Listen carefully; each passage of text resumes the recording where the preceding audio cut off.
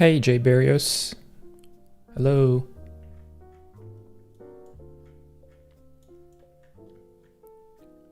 How are you doing?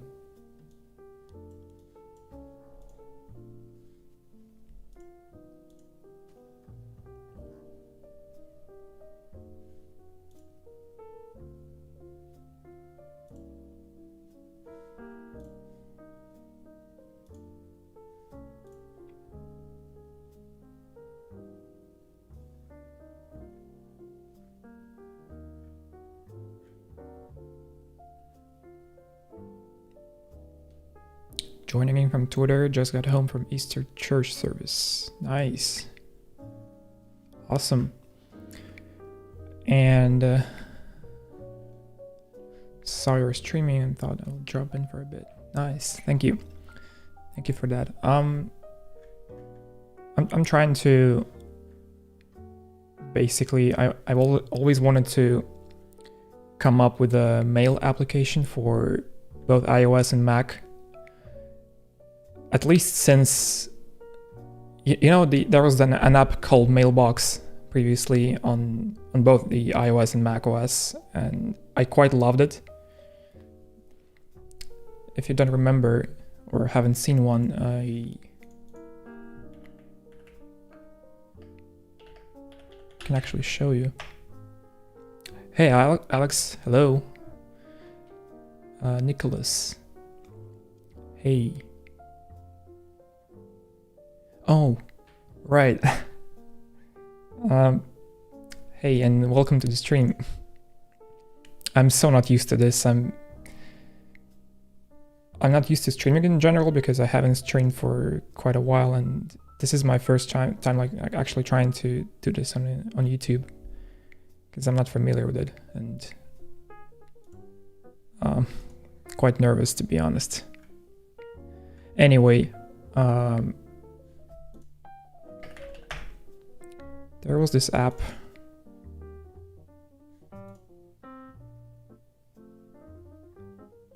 And sorry you cannot see my browser. I don't want to share it for personal reasons. But I think you'll be fine just, looking at my Figma window.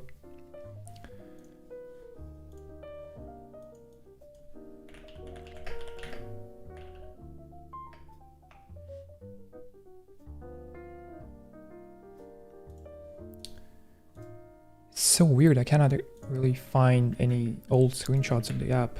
Well, there is one, it's skeuomorphic.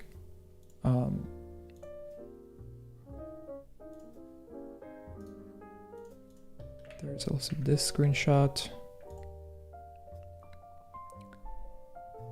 Might be hard with digging the mood. Yeah, it could be, complicated for its own reasons. But it's also not that hard at the same time, so it always depends on how you look at it. To me, that's kind of exhausting. I don't do this very often because I don't feel like it.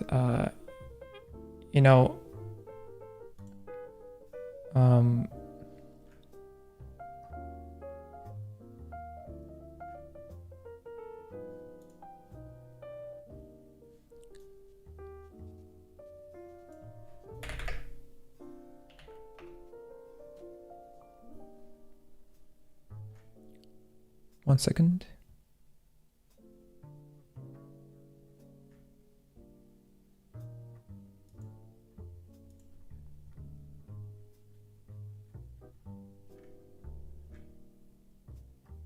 Weird, I cannot find the app for Mac. I cannot find any images of the app in Google.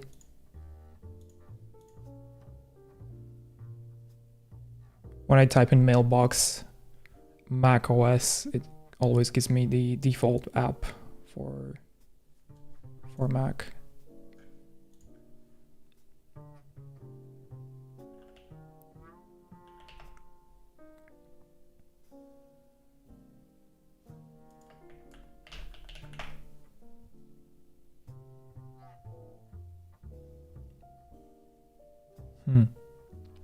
Anyway.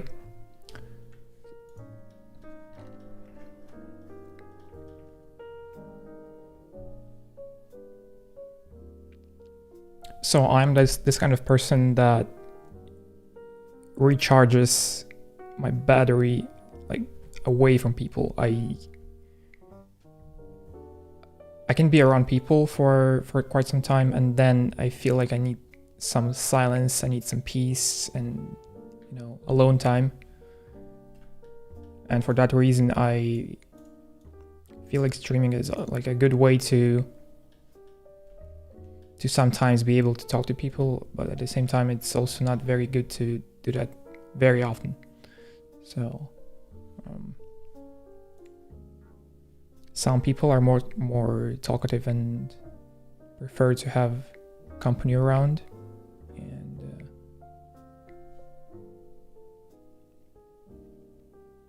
I don't need to do that very often for myself.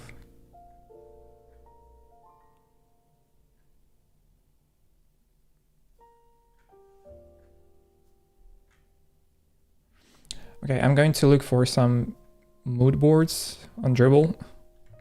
I'm going to, you know, copy and paste some interesting samples of mail apps just for inspo. Actually, I'll just, you know, grab any screenshots I can see so that I can, you know, have a broader picture of what I like and dislike, and, you know, I'll be able to like see what parts could work or not.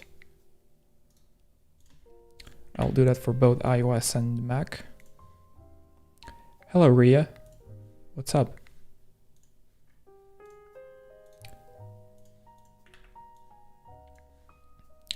And yeah, again, sorry you cannot see my browser window, but bear with me.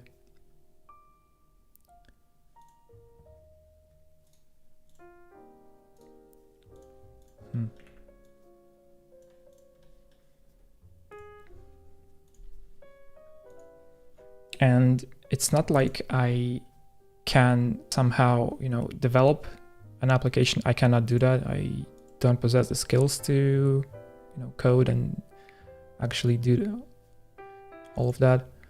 But always wanted to, you know, create a fresh, clean-looking mail app that I will use.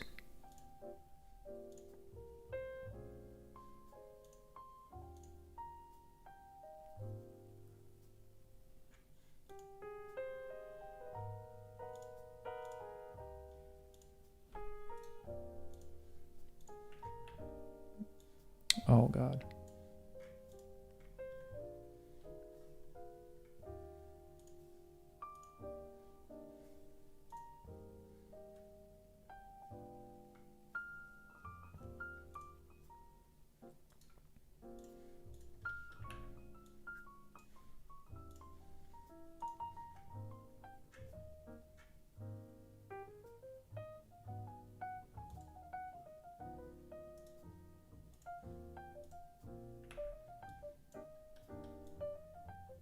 Also, guys, just for, you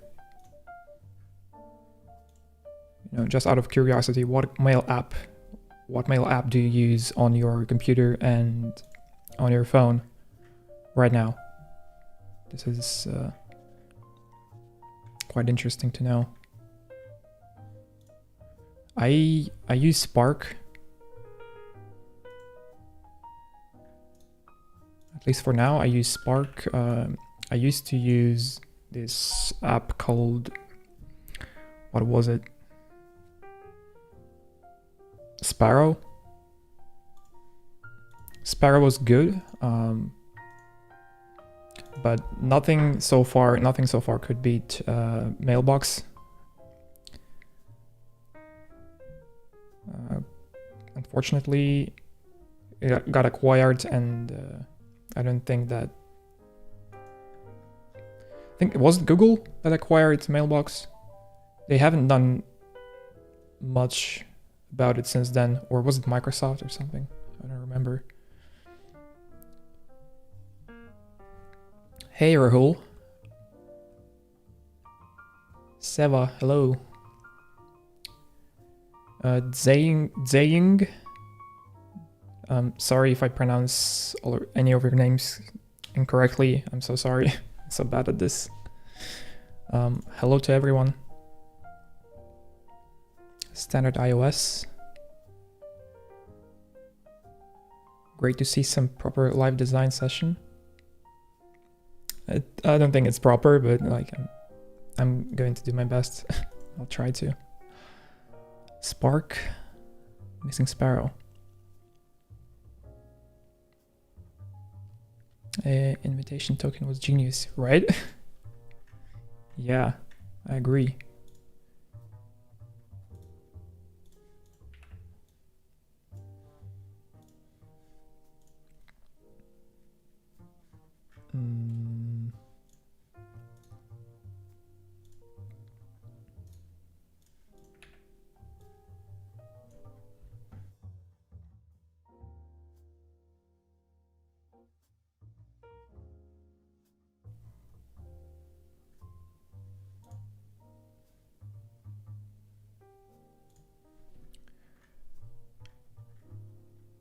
Also, since all of you are here, it'll be interesting to know about what do you guys value in a mail app?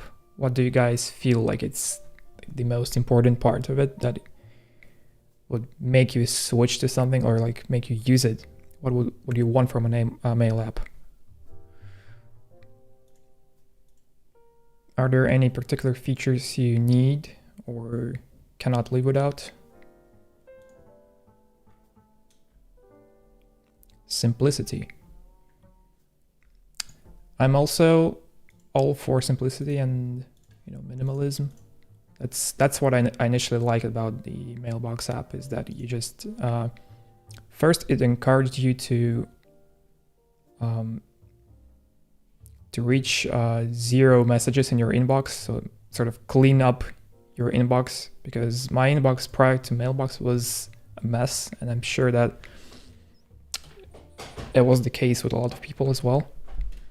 And weirdly, that kind of created a habit of doing this. So even like post Mailbox, after Mailbox was acquired, and I stopped using it, I continued to, clean up my inbox folder and trying to keep it as few messages as possible. So that kind of helped me create a kind of good habit of, cleaning up and taking care of my inbox. I'm not sure if that is like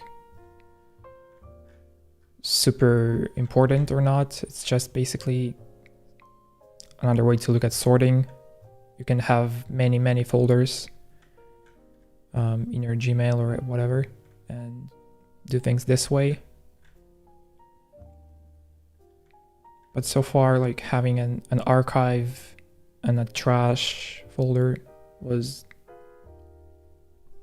the most important thing to me. So I only use this action of swiping to archive a message or delete one if it's like completely unnecessary. Archiving is like sort of like deleting, but like saving it in case you want to get back to it. But trash is like straight up trash.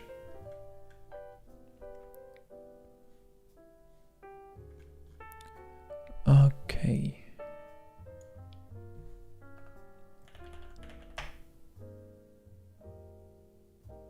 Focus mode, like AI writer, seems like an underrated feature.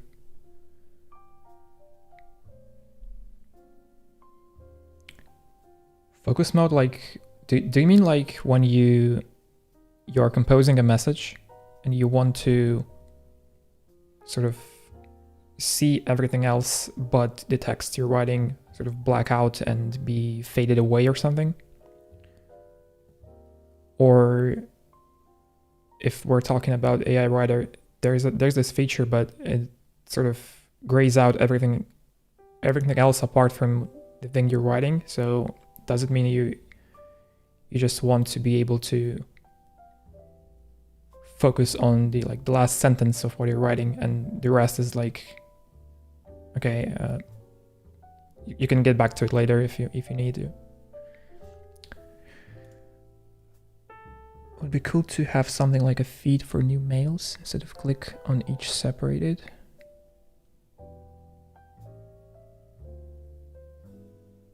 A feed for new mails.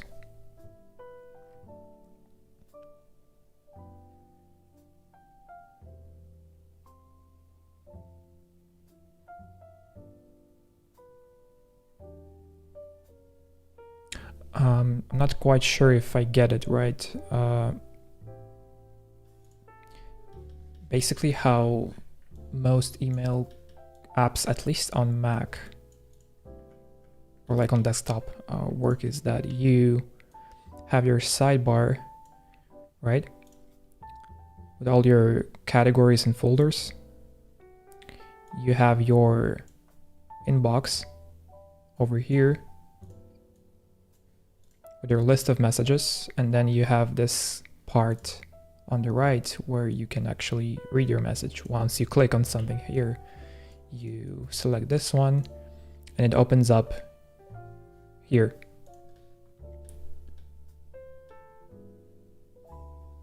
A feed for new mails. So what you're suggesting is that you can actually like scroll in between these messages by just, scrolling over here or something, or being able to quickly, navigate through messages, swiping through them. No.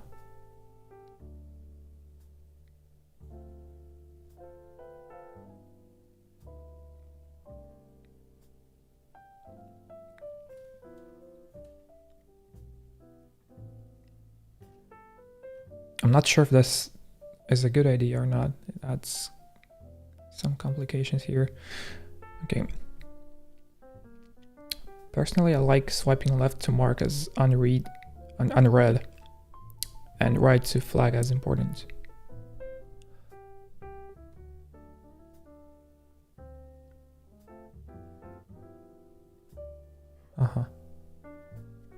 Okay.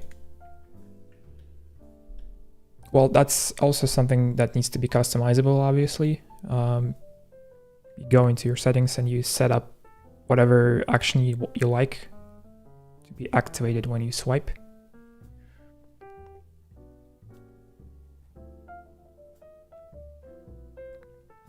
Like infinite scroll through new mails. So how I imagine your idea is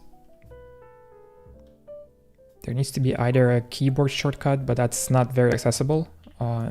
Instead, try to imagine some sort of a button that activates this infinity scroll mode.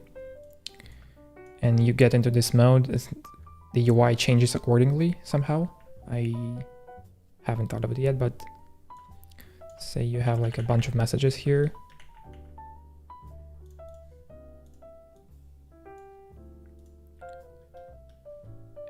And you have, an actual email with some, text and stuff.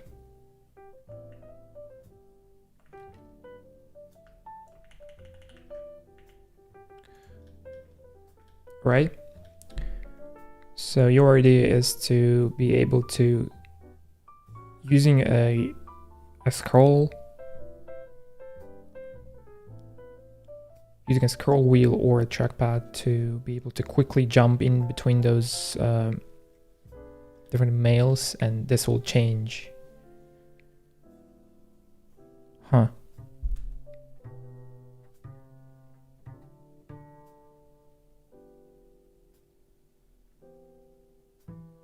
That's interesting, although this isn't functional on a touch screen or like a phone screen, because there won't be any space for that. This is an interesting idea for a Mac application, I guess.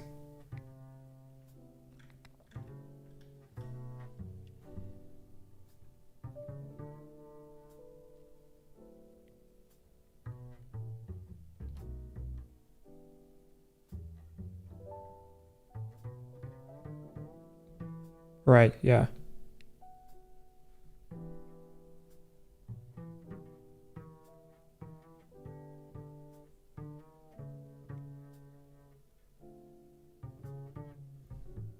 Or having like a feed. So instead, if this is your idea, then that means you would have... Actually, that's quite interesting. What if you even remove the sidebar and just have a very focused view of your emails? With, you know, some actions like reply, favorite, delete, archive, stuff like that, and then you can just, you know, have a bunch of them stacked up, and you can scroll in between them.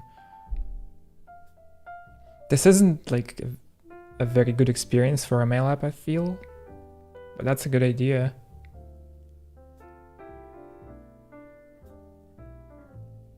This is like focus reading, you know? So this could be, you know, an active email you're looking at, and then this would be like grayed out until you scroll, and this would become active.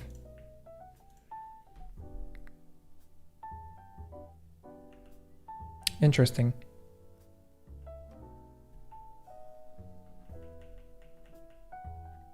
Oops. So anyway, I need to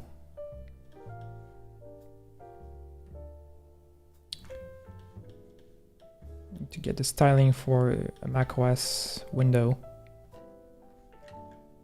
I think this is fine, although this is the one by Joey, and this was made for Monterey. I think this is the most up-to-date version, right?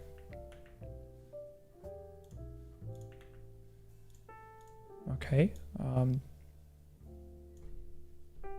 I might just, you know, take these styles and apply them to this one.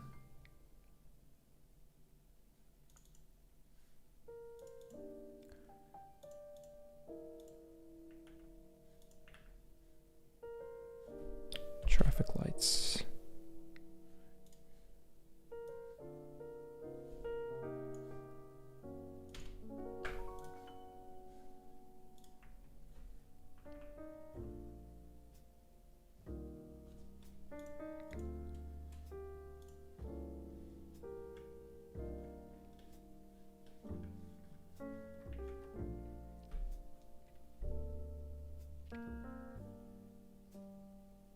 If mail would be more like chat with clearly separated messages, easy to navigate, that'll be nice. So hard to find something in a long conversation in an iOS app. Right, yeah, I agree. I wonder that it could be could be annoying with the amount of spams we get. True. If you are, you know, very anal about your filtering and sorting, this should be quite enjoyable. What is this? This is like broken.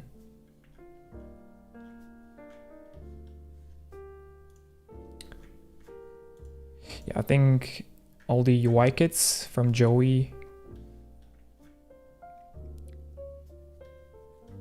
are incredible, be it an iOS or iPadOS or macOS, anything. He's just nailing it. It's awesome.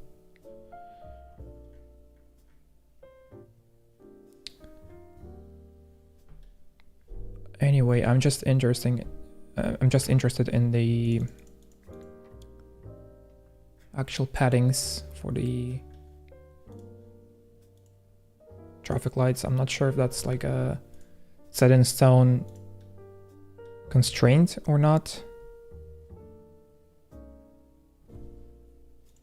because there are so many apps that have quite a big padding from the top and the left side, so I'm assuming that it's not entirely set in stone, so you're able to manipulate it however you want and have your own design,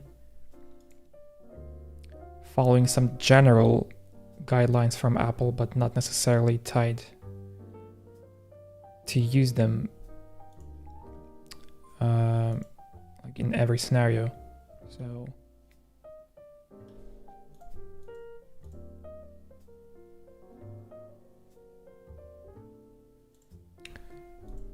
anyway, you know, to have some directions, I'll probably, to have a good idea, I would actually write down some things I would want from my mail app. That will be simplicity. That will be a very short onboarding, if at all.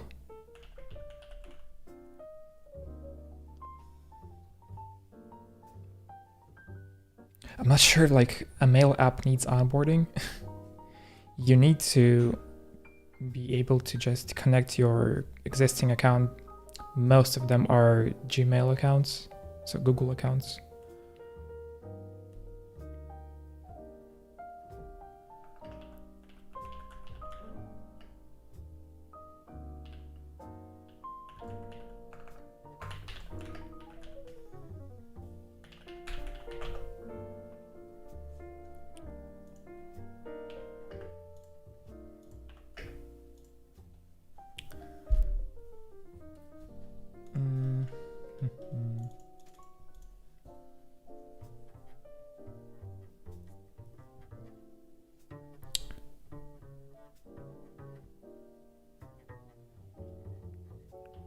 Less actions, or not that, but like trying to achieve more with less.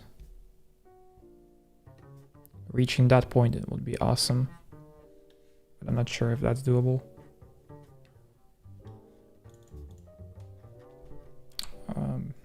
Proper dark light mode, obviously.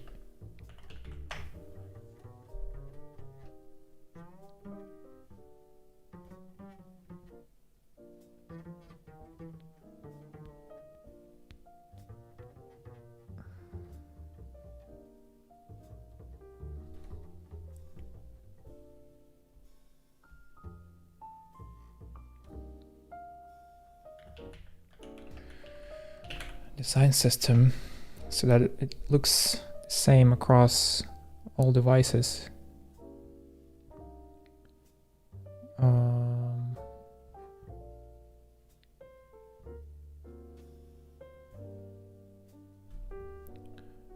Focus mode, perhaps.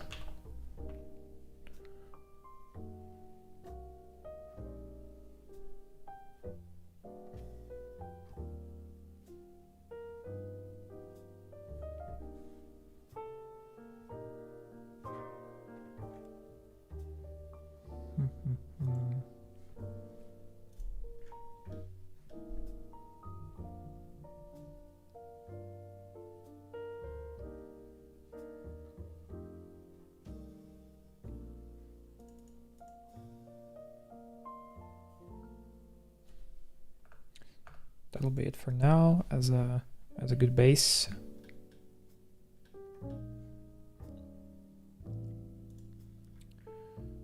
So how do I achieve this?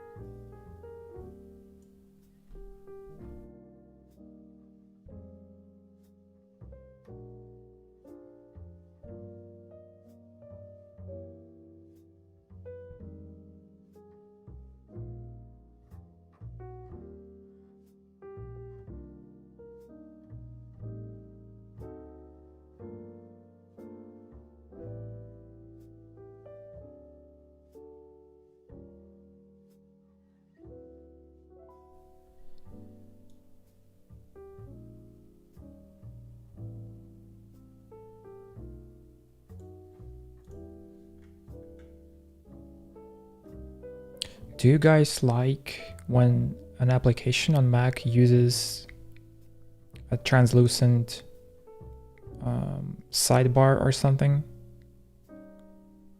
So for instance,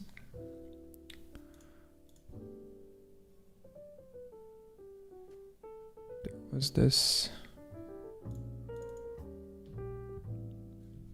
Oh no, that wasn't it.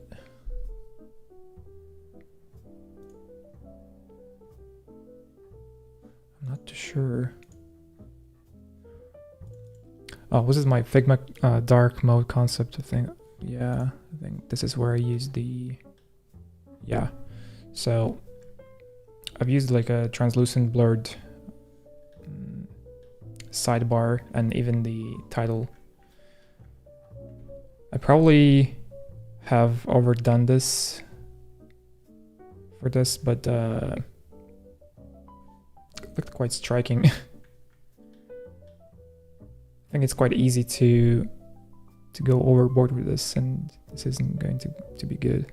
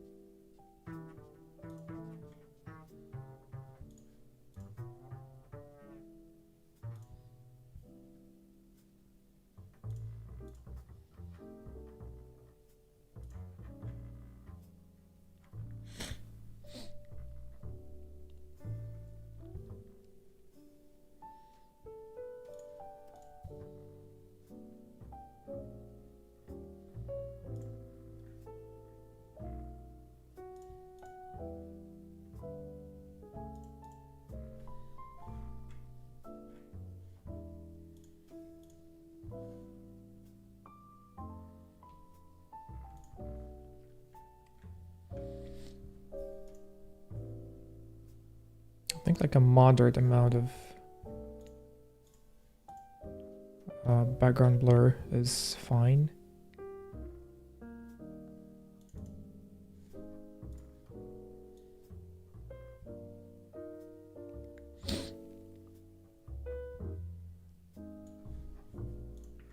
But if I compare this to like a regular gray background,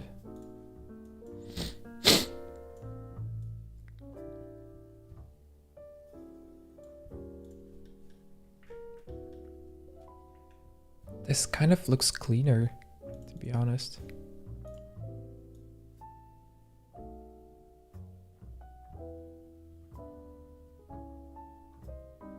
Though to some this might be very indistinguishable from white.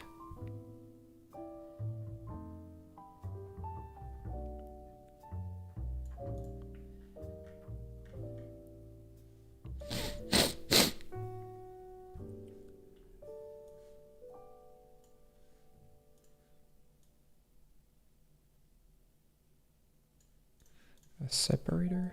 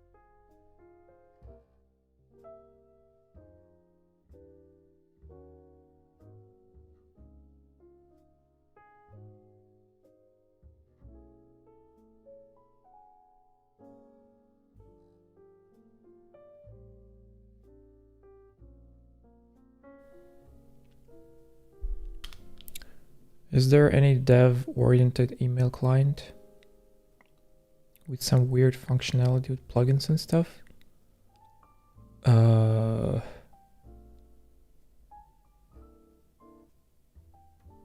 There could be. Not that I know of any. What kind of plugins are you looking for? Or what would you like?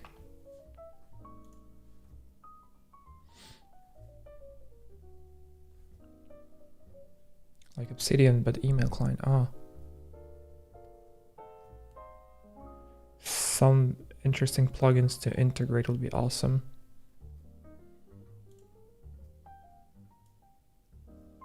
Like, you know, like having like a whatever widget or something over here, and you can change it up for something else. No, that's quite weird, now that I think about it.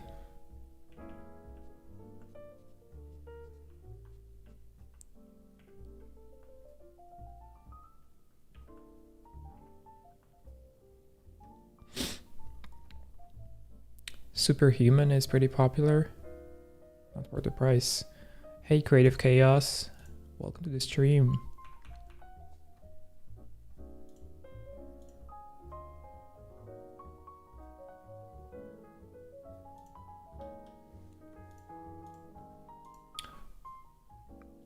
Also, I'm not sure if I need to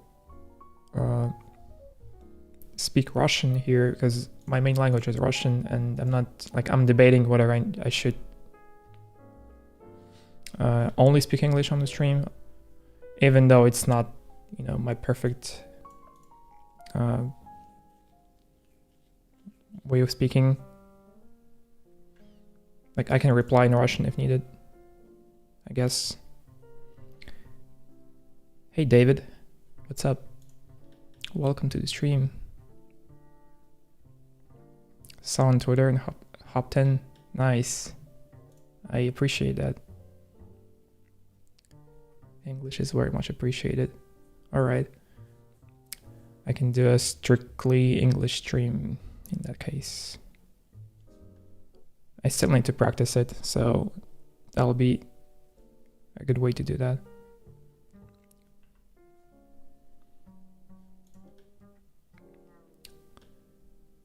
Yeah, now that I think about it, it'll be awkward if I replied in Russian to Russian-speaking people and nobody would understand what I was saying, and vice versa.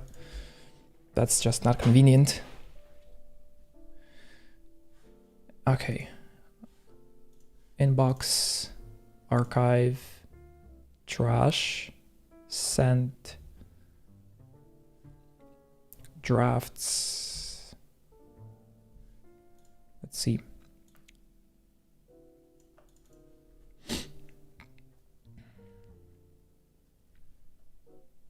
Sent.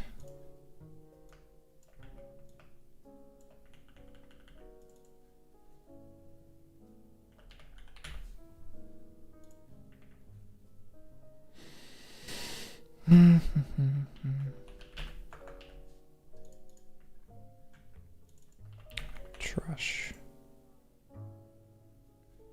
Spam.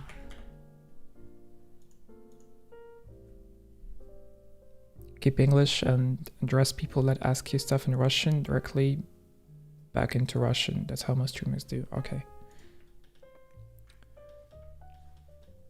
I probably need to create a separate page for mood boards.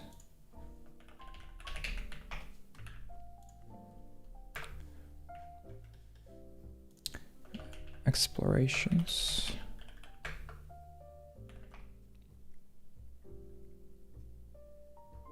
There is one more scheduled.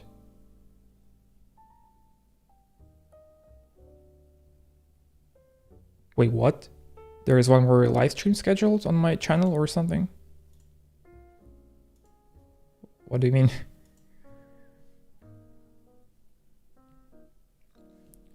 Anyway, starts and drafts deleted. Send draft delete important. Favorite, send archive, spam, basket.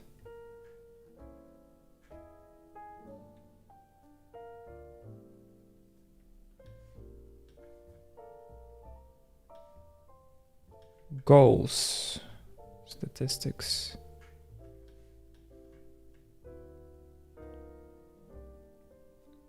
Sent mails, all mails.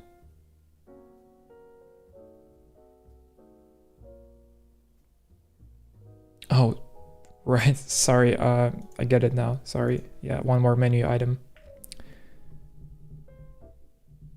Okay, favorites is quite important, to be honest. And scheduled.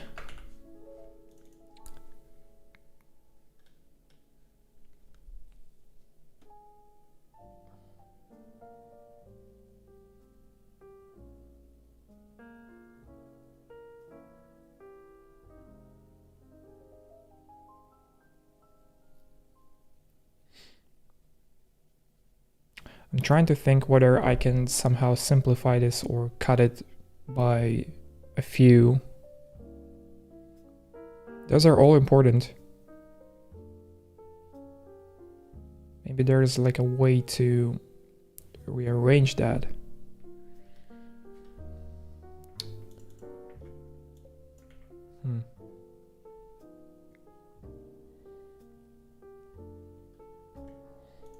Yeah, I get that about scheduled. Not that I use that feature myself. I don't think I've ever used this feature. I don't need that, but I assume some people do.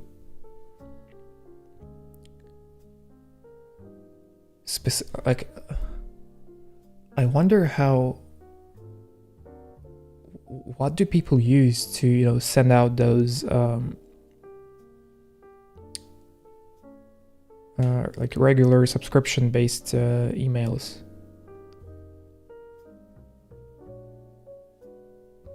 They probably use some kind of a service or like a website for that, but not directly in the email app. But this should be an option.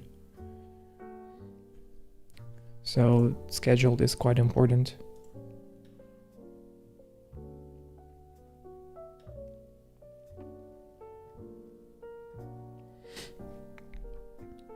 Do not use the archive, trash, and spam.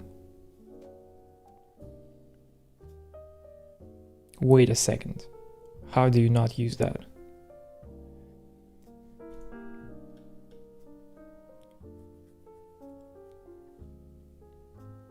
Isn't there ever a time where you need to like go back to some kind of an email that you deleted or archived or something? Also, surprisingly, there are very rarely, but sometimes some emails just go straight into the spam folder, and that just sucks. Because there are some actual legit clients writing me directly to my email address, and those for some reason went to spam, and yep. I think you can make a trash icon where the trash emails go. Yeah, right.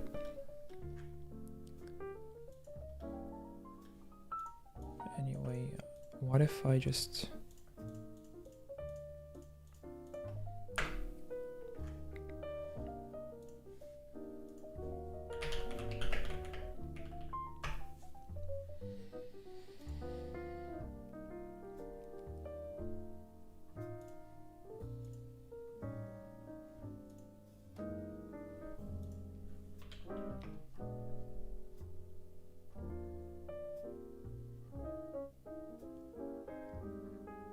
once a month? Okay. Okay, I found the Mailbox app in Google. Awesome. So this was the app for Mac. This is how it looked. It was such a long time ago, man.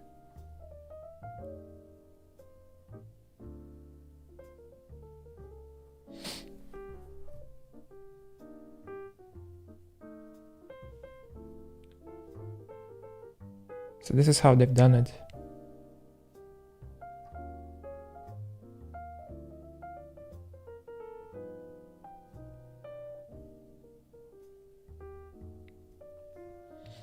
I think what also helped them is the use of color. So it was like very striking and like very separated as to what meant what. So you either had an option to archive or trash an email or set it up to be later or be added to the list. And that was basically the core function of the app. I think there was like a long swipe and a short swipe, I think. So having just 4 sections in the email app being assigned to all of those 4 possible swipes meant that this was all you needed. Excuse me.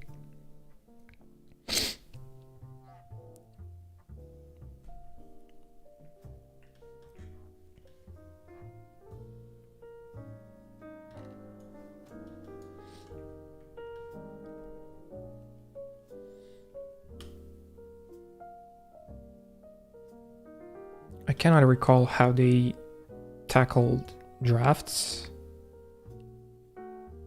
or favorites.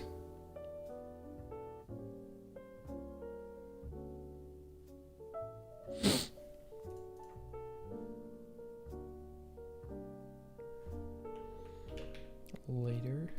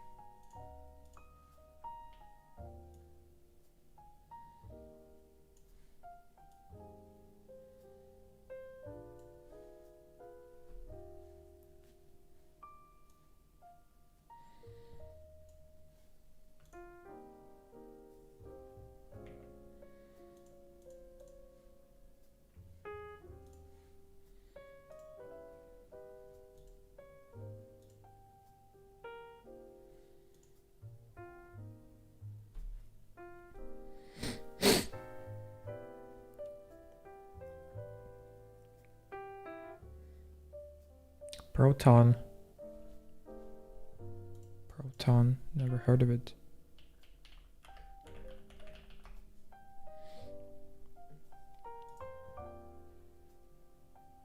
Oh, that's quite interesting.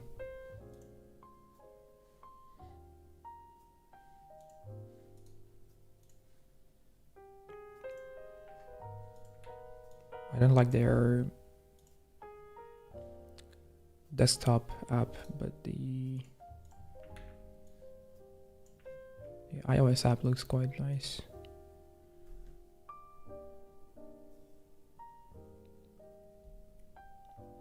Do you do UI UX for a living? I guess, yeah. Although I didn't have a job for the last 6 months. And I still don't, so technically I have not been earning money for a long time now. But I do consider myself to be one, a designer, I mean.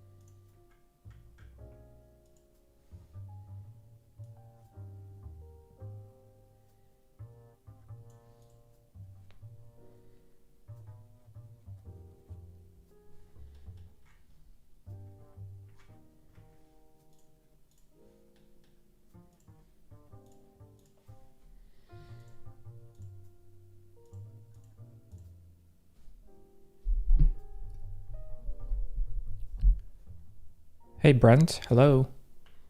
What's up?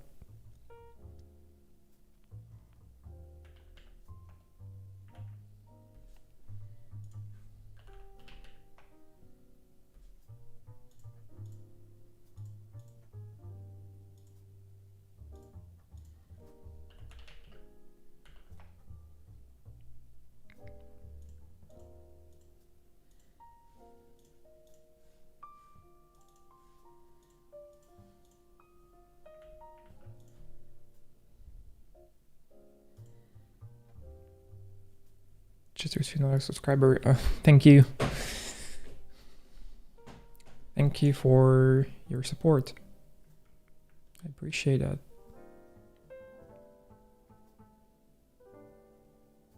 Not much, just chilling and planning on my next week. Awesome.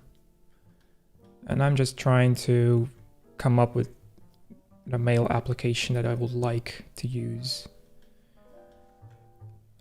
As you can see, it's still like in very early stages. It's, I just started doing the initial layout, and yeah. This all feels a bit cluttered.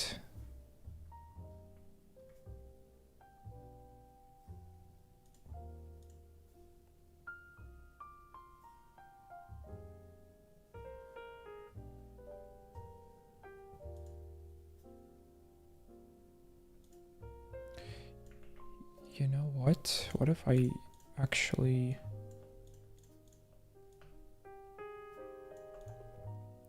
separate these or something? Because these three, to be honest, they feel like, you know, like a sanctuary of messages that is like, once they're gone, or something like that. You don't need to access these three all that much unless, well, you have the option to, but if they're gone to either of these, you most likely won't be getting back to them.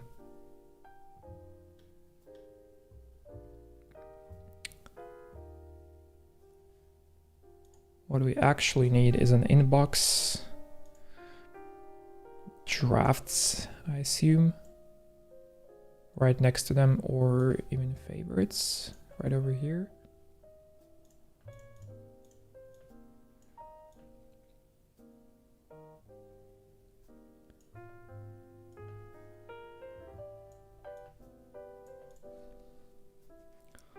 Later.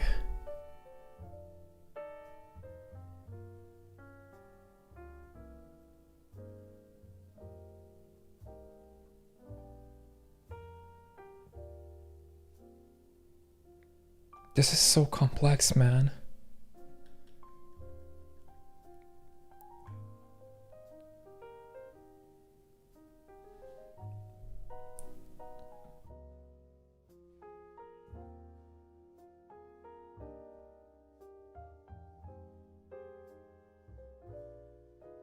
But my logic is to somehow, you know, have these under like a separate category or something. Not hidden, obviously, but just, you know, separated from these. Schedule. Yeah, this is essentially what later means. But schedule probably is a bit more clear.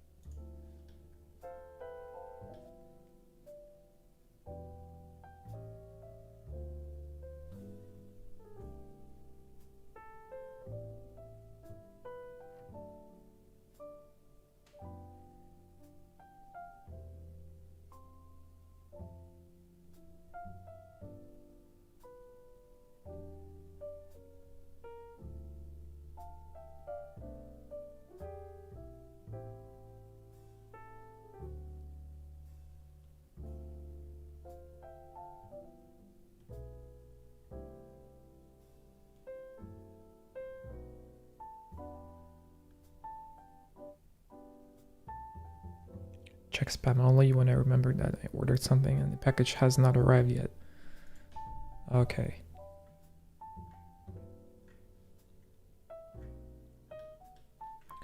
Okay, let's do...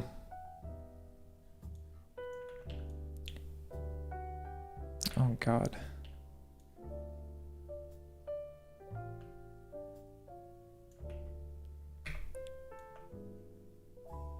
I'll probably need to have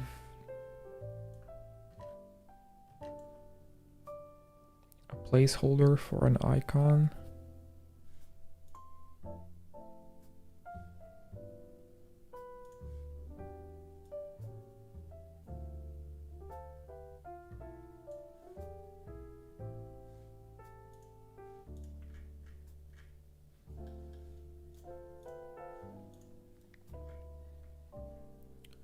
If I wanted to add icons, those would probably be...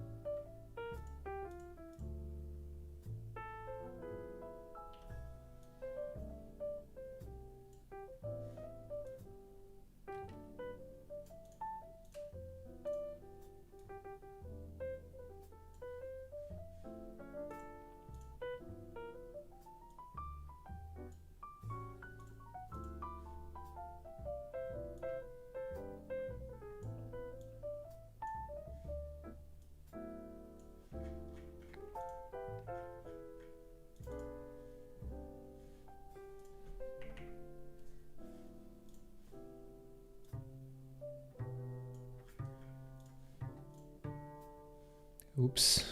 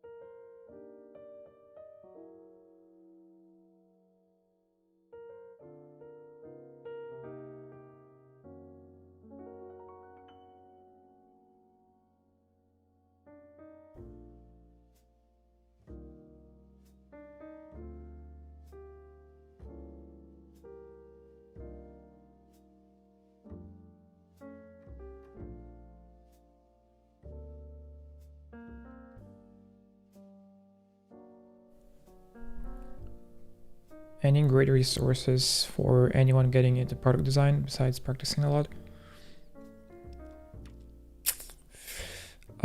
This is kind of difficult to answer for me because I've always been self-taught and have not relied a lot on,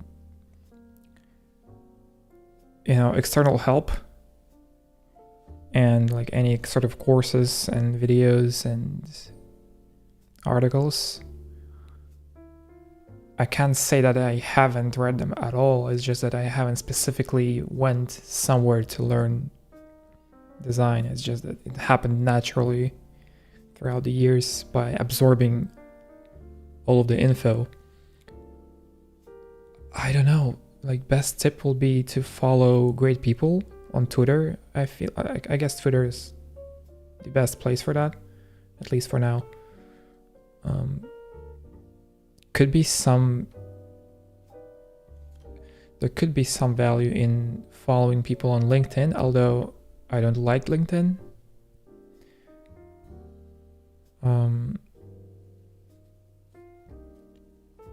Product design specifically. Well, I can't say there's probably a good value in learning product design from courses these days, because when I started, there wasn't anything like it available in the web, so you couldn't just find hundreds of different courses back then. Perhaps there were a handful of those, but that was it. But now everyone is doing courses. Some of them are probably worth it, and these days it's just accessible.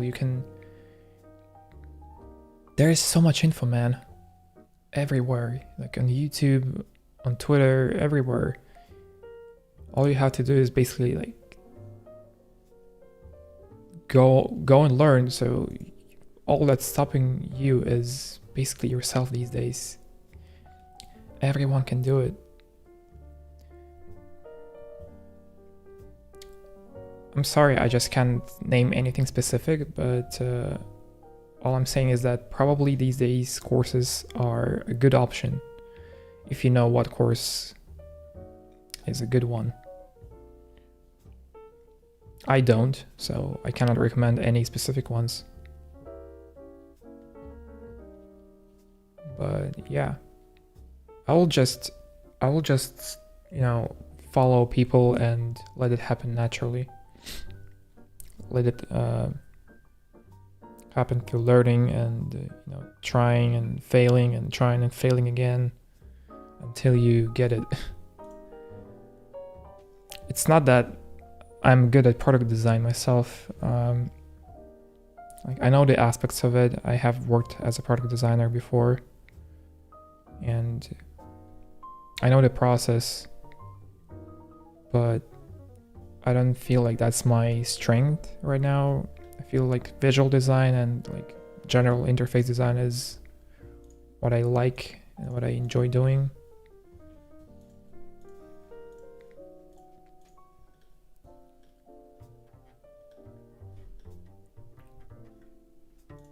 So I'm probably not very good at it too.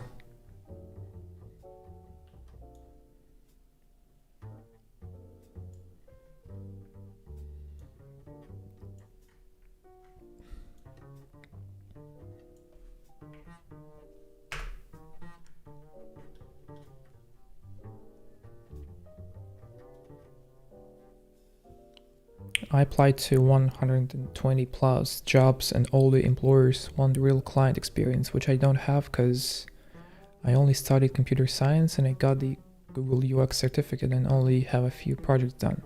I think Dan Petty has good courses.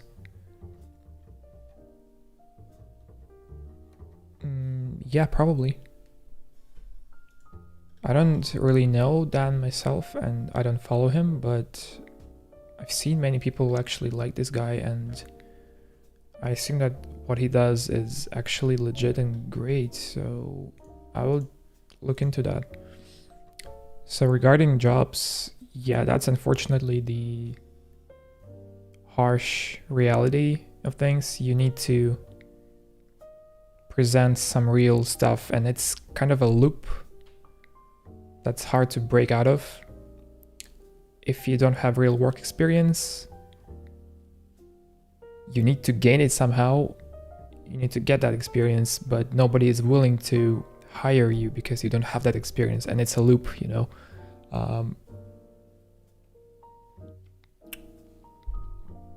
best you can do is just keep creating, keep producing good stuff, even if it's just concept work for your portfolio, even if it's not real.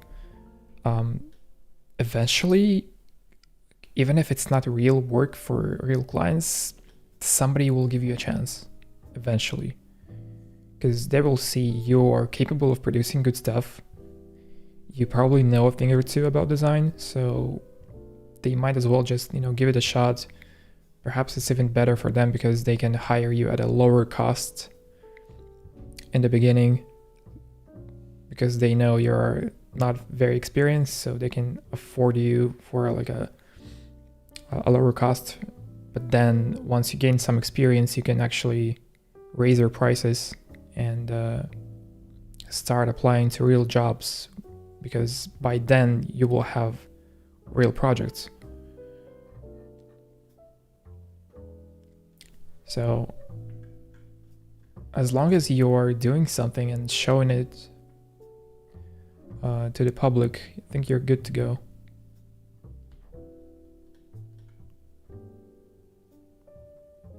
Again, like, a lot of my work is concept work. Like, most of it is concept work.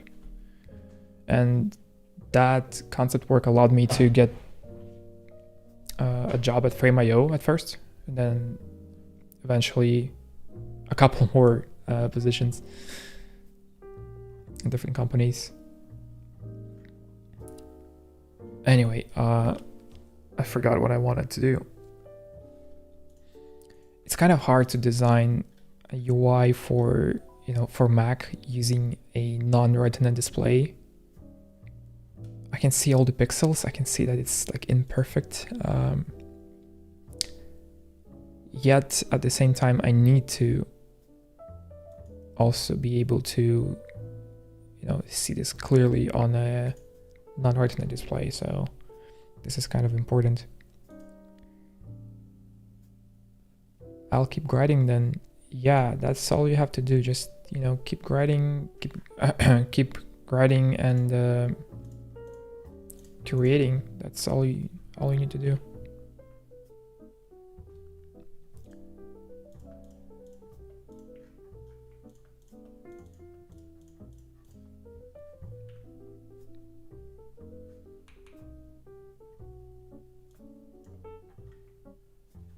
All right.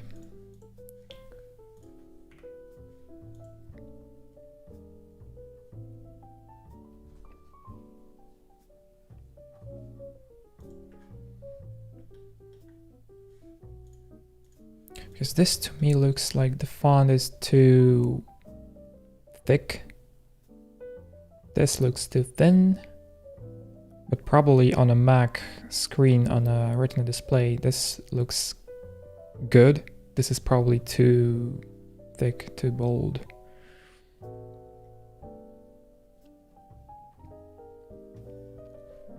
What about create button and maybe contacts or people over the inbox? Also, I guess it has to be scheduled with a D. Right. True.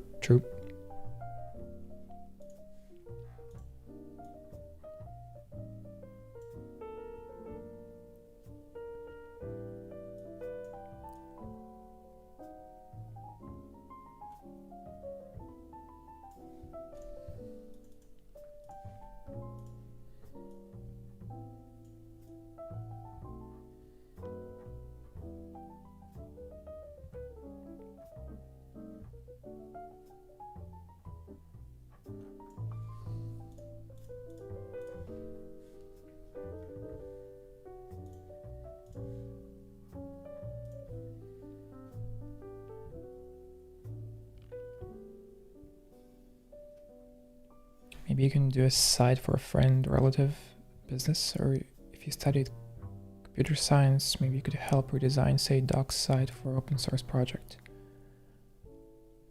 Yeah, that could also work. Hey Phil, what's up?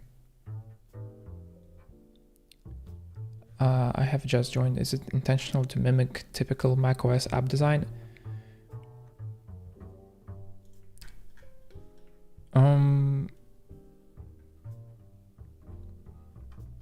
Well, my idea is I want to design a mail application.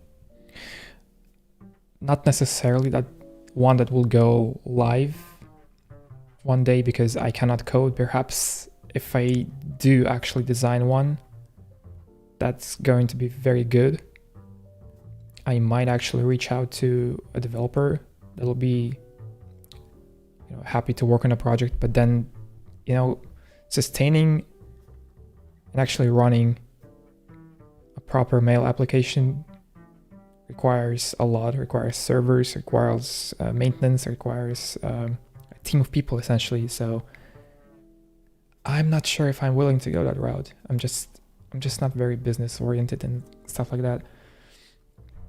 I don't want to do this kind of stuff. I just want to design. So perhaps this will stay as a concept for now and probably forever. I just want to do this for fun and to explore some interesting ideas and visual directions. Regarding the sticking to macOS app design, I'm just following some general guidelines, but that's all. Like I'm not tied down to like following the exact font choices and paddings and like all the design system stuff from the actual like macOS. I don't need to do that. I'm free to explore, which I'm doing right now. And yeah, all I'm saying is that this is just the first step. And eventually I'll get into designing the same mail app, but for iOS as well. Perhaps even Android, why not? So the goal is like to create a unified design system for all of them. But we'll see.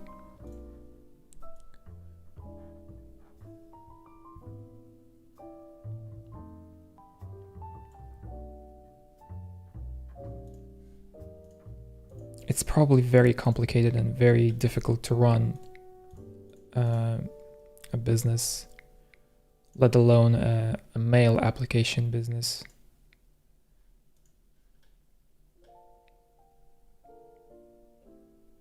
Because it's not like one of those apps that you can, you design it, you code it, and it's done.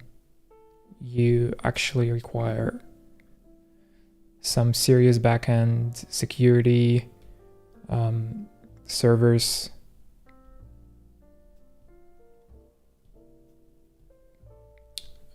constant maintenance.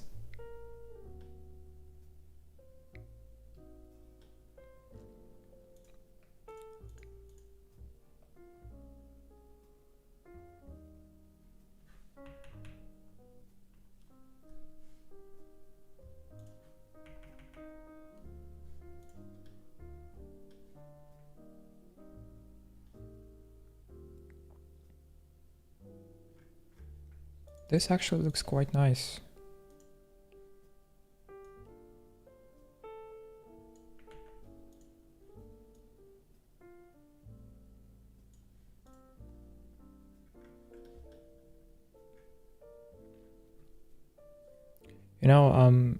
I'm thinking of someday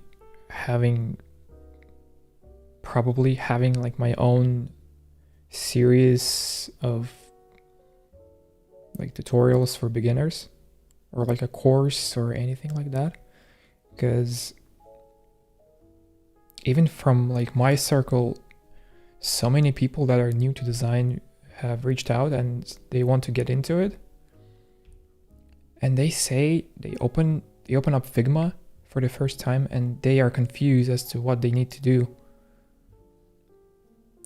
And I'm suspecting that it's not actually like the tool set, because the UI of Figma is pretty straightforward, to be honest. Like, it's one thing to be confused about Photoshop when you first open it. I can understand that. Photoshop is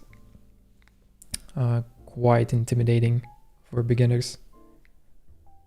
But Figma is, I would say it's pretty straightforward to me, but New users say it's actually quite difficult, but I suspect that's because they don't know what they need to do, what they should do, where to start.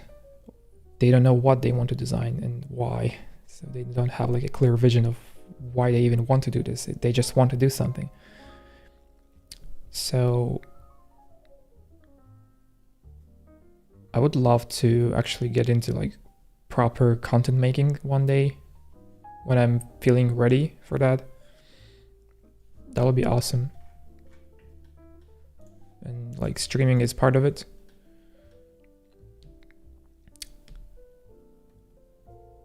It's just that, you know, I feel kind of contradictory and just straight up weird sharing some very basic tips on Twitter, because most of the people that follow me are, you know, experienced designers. They know how to design. They don't need that. They are not the target audience for this kind of stuff. So I would feel very uneasy and weird sharing, you know, here's how to achieve like a proper drop shadow, not using a drop shadow, but like multiple shadows, or for instance,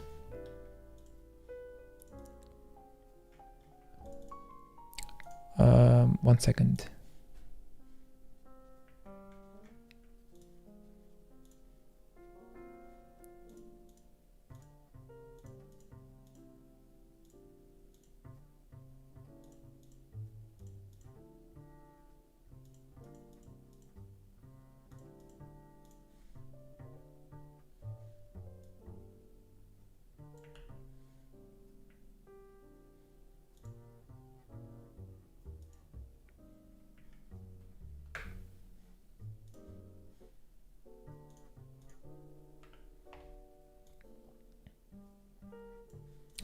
So, for instance, this is how I actually like to do a window shadow.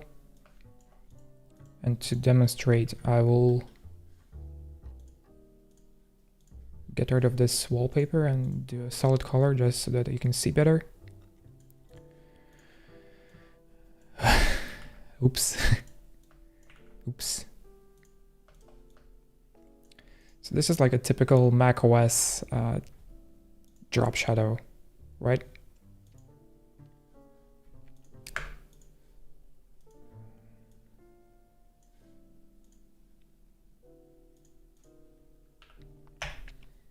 Which uses two different drop shadows here. And this is good, this is fine, but what I like to do is to create a shape reminiscent of a window that's going to be above it, but the shadow will move over here. It needs to be a bit smaller than the window itself.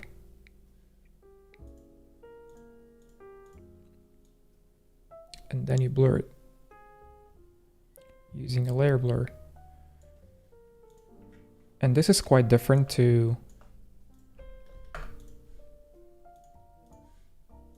this, because especially if I shrink it a little bit and you know,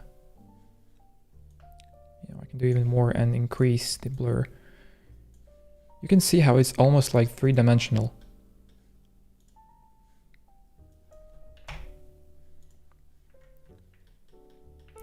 Like this looks like a more real shadow that's cast by the window when compared to this, which is like a straight up, you know, a drop down, like a drop down type of shadow that's like cast across all sides.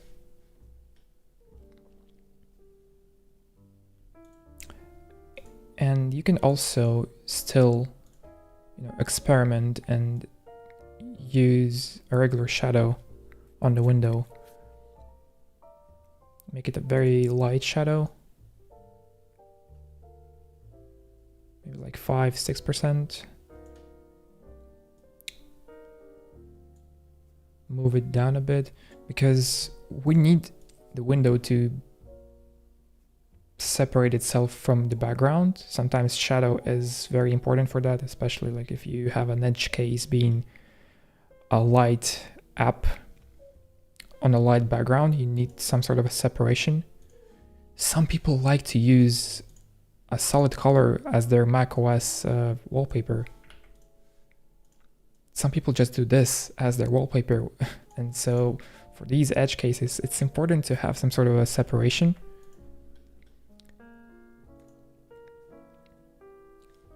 And yeah, this is what I do. This looks pleasing to the eye. This works because this looks more natural, because the way light and shadows work is that you have a light source and we assume that it's above the window, somewhere over there, or like right in front of the window, and it's casting a shadow on top of it. And sorry, it's casting a light on top of the window, and then it's casting a shadow at the bottom. I'm sorry, I'm not very good at English, but I'm trying to explain it the best way I can. This is, to me, looking more natural than this. This is like a default software way of doing this, which is like fine, but this will be better. You know, I would like this to be the default macOS shadow for Windows.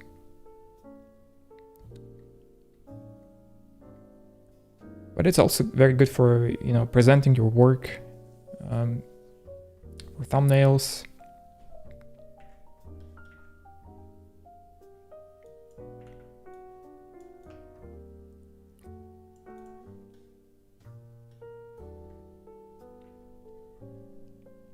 I use a plugin called Beautiful Shadows. I'm lazy. Right. I'm not a heavy plugin user. I feel like I need to take a look at it.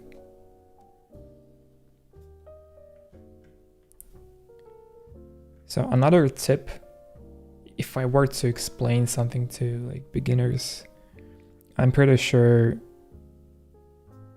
most of you guys, if not all of you, very well know that it's not a good practice to use, you know, 000 or FFF, like straight up black and white text.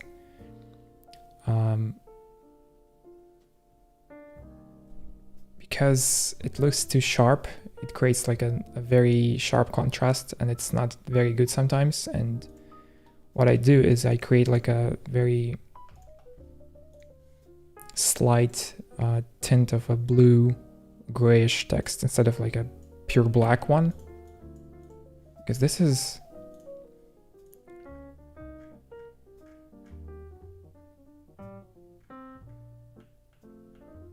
like unnatural looking. This is sharp. This is too much contrast, and this looks more soft, more calm, more natural. And it's still dark, and it's still probably a AAA compliance. It will check all the boxes. It's accessible. But you will feel that it's a bit softer and works probably better in UIs. This is something that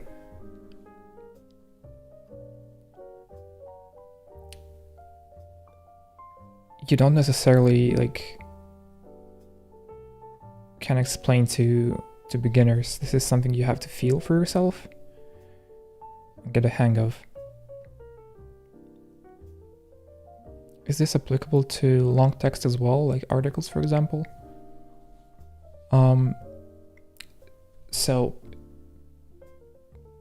in a perfect case scenario, you would still have to check for accessibility.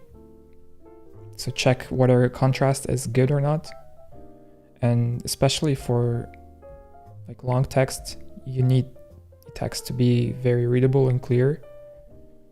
So I would not go too far from that, from like pure black, but this is still good practice to experiment on some just like lighter shades of black, essentially. Like you can add a slight bluish tint, or even like a warmer tint, whatever.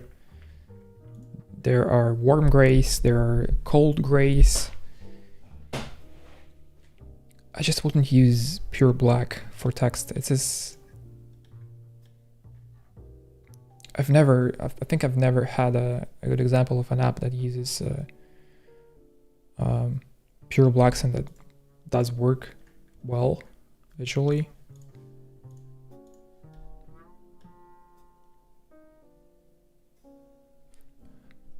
Okay.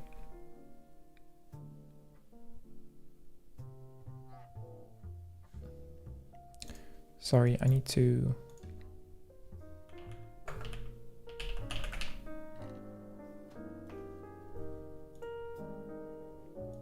I've been streaming this for how much? An hour? 2 hours? Almost 2 hours, and this is all I've done in that time. This is exactly the reason why even my own website, my own portfolio is still in the works. I experiment too much. I don't have a clear vision for it. I sort of design it as I go. So it's still not done. It's still in the works. I do have quite a few, options and variants of the page and how it will look like, and some features that I would like to add.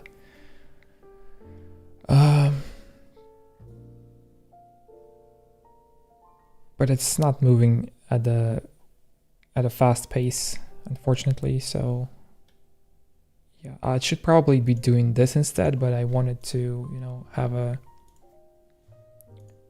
an evening for myself just to like have fun and design something different.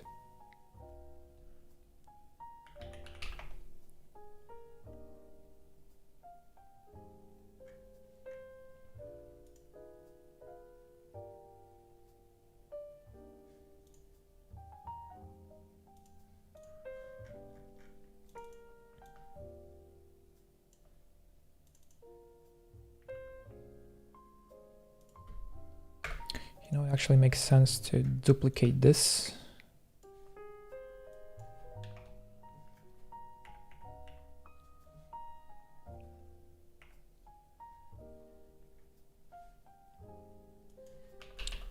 Remove the background. Change the text to drafts.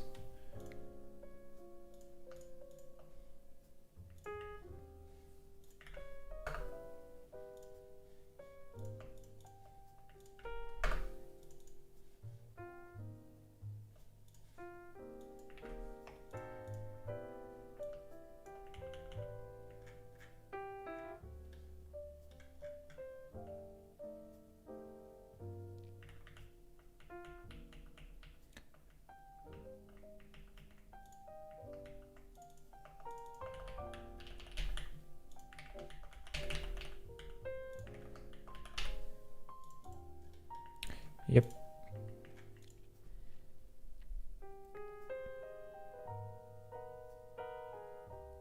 Looks awesome so far. Thank you. I'm glad I found your Twitter today. Also got lucky to catch your stream. Thanks for the stream and the info, and have a good evening. Heading off. All right, man. Thank you for coming, and have a good one. Thank you for joining. I appreciate that. This is great. I like that people are jumping in and finding this entertaining, even though I'm barely speaking and barely doing something here. But man, that's good. I appreciate it.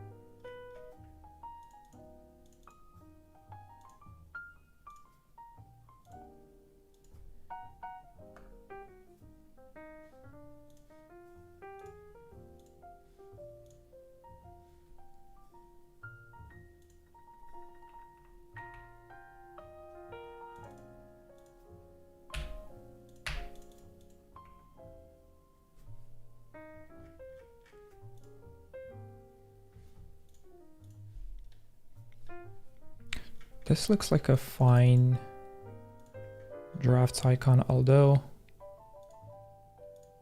I would love to experiment with the routing of this part. Let's see if that works. This could be good or not. Let's see. Could be too much.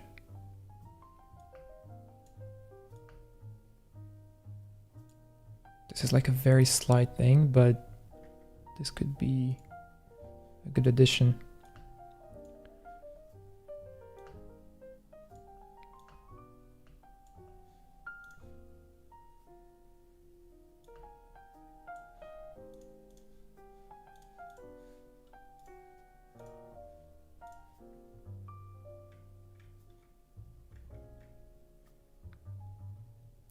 That's a cute icon. Perhaps too rounded. It's good work watching, listening to someone working, kind of keeps you in the zone. That's nice to hear. Perhaps I can... Oh.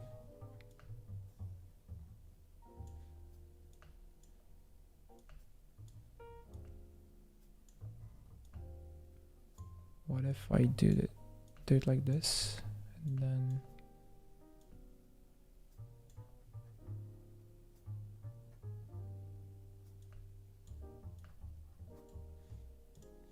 Huh.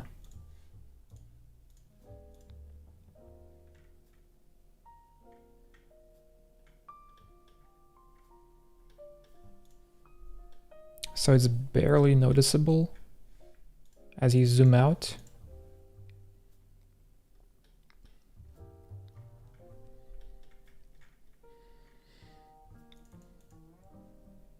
But here it's quite fine.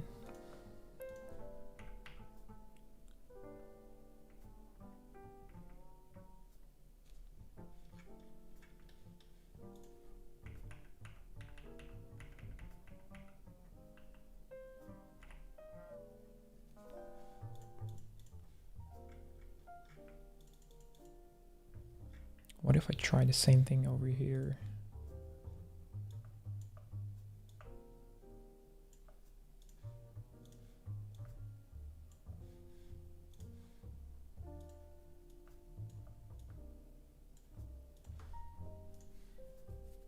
Actually, I think that the biggest thing that beginners in design need to learn is just how to use pen tool, to be honest. Like if you can use pen tool naturally, or the vector, whatever it's called, if you can do that, you're pretty much set to work in Figma. You can do anything. You can do icons, you can do illustrations.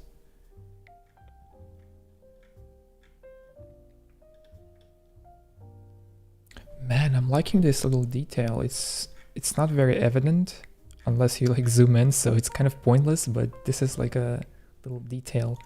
Perhaps it's more noticeable on the Retina display, which I do have, but I'm streaming from a PC that uses a regular screen that is not Retina, so unlucky.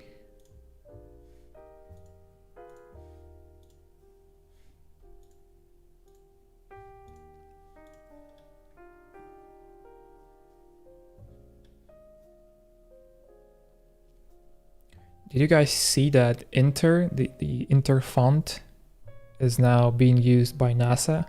So this font that we use all the time everywhere in interfaces is now being used by NASA. That's quite awesome.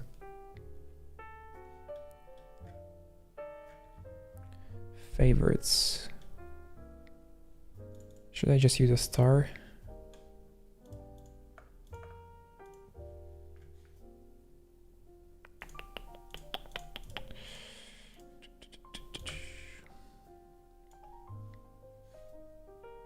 Or not.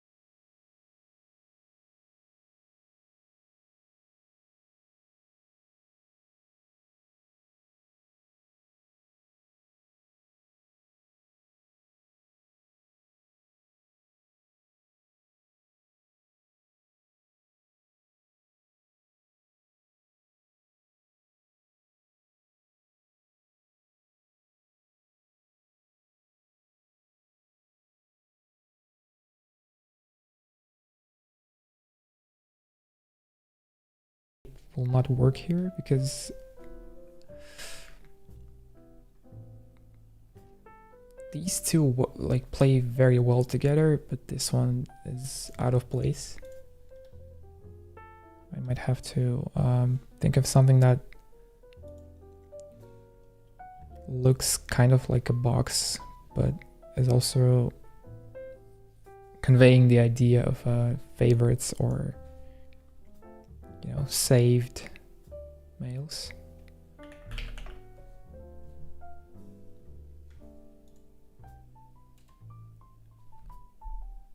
Can I just use bookmarks? Because bookmarks could be just that.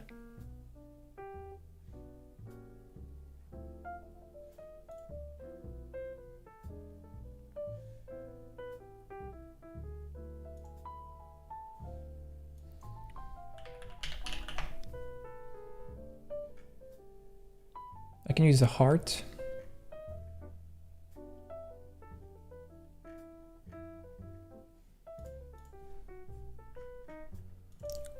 Okay, let's try something.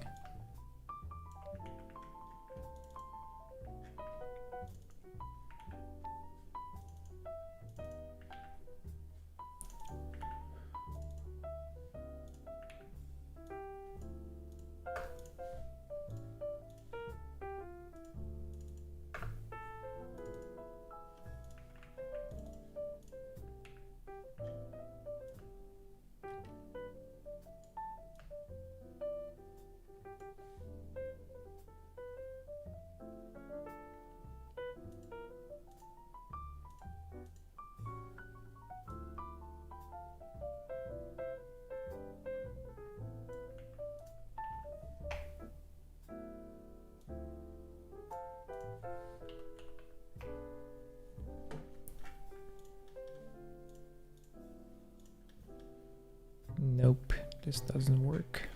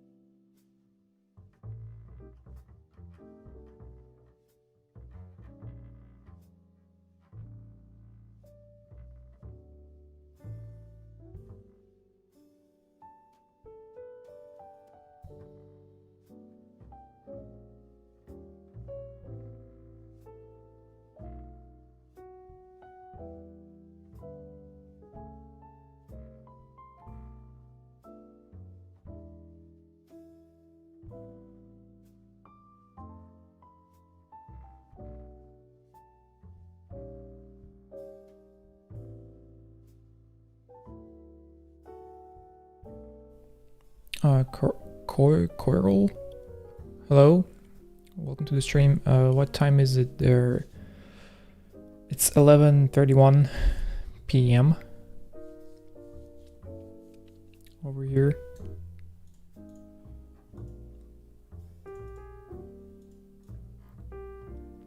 What's up? How are you doing?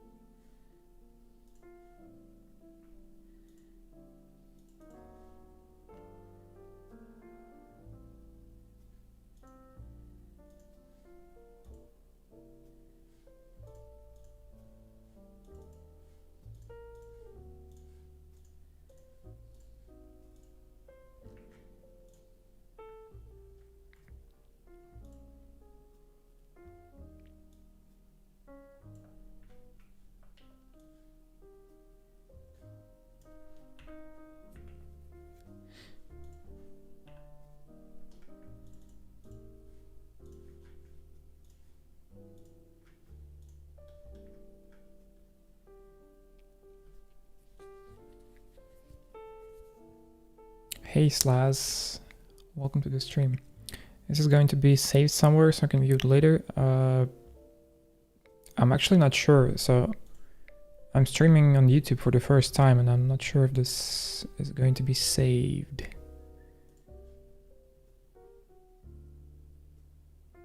Perhaps yes, I'm not sure.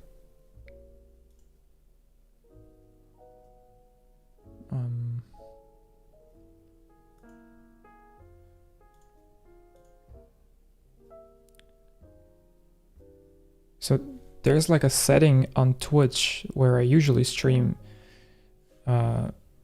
which makes it that when you end your stream, it's like basically saved for a couple months and you can view it unless I specifically, like after the fact, after I stream, I can set it so that it doesn't disappear forever. So it can actually stay there forever.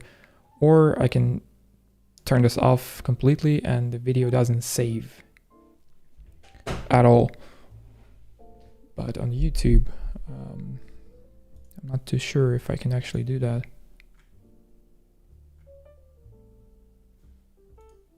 I assume that it's going to be saved unless I like, I don't know, unlist it or delete it myself later.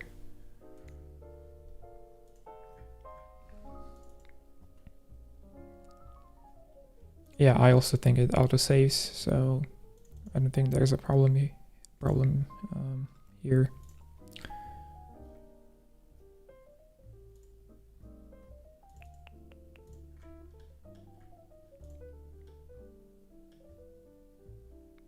This is starting to look a little bit too much like Mailbox.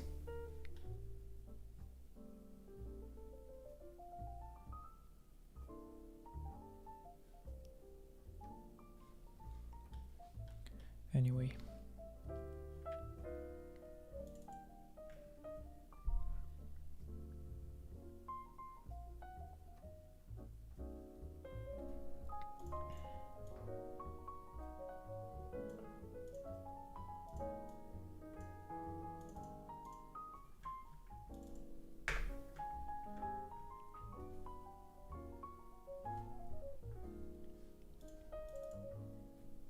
This is mainly like a stream for fun me trying to design something for fun.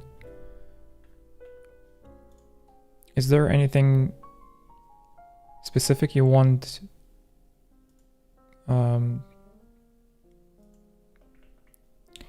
me to do, or I don't know. Is there like a reason for you Slash to watch the stream recording afterwards? Because there isn't much, you know, useful info here.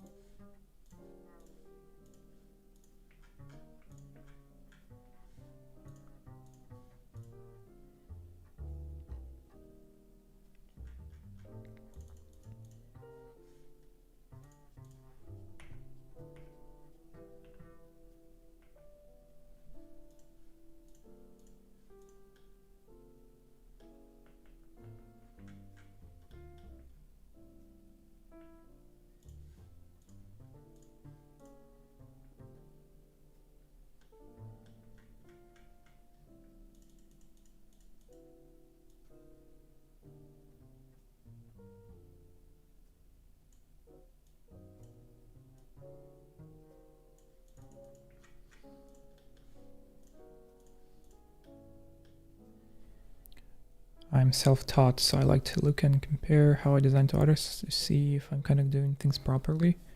Oh, okay.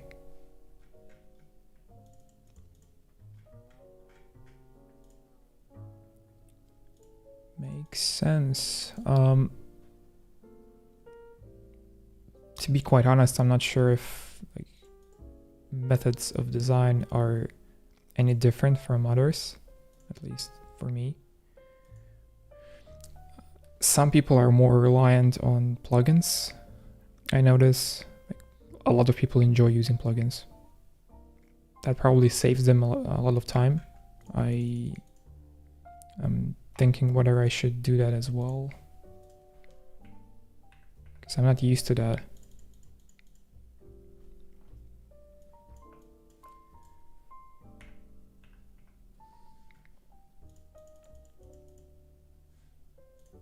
But overall, overall the design process is more or less the same.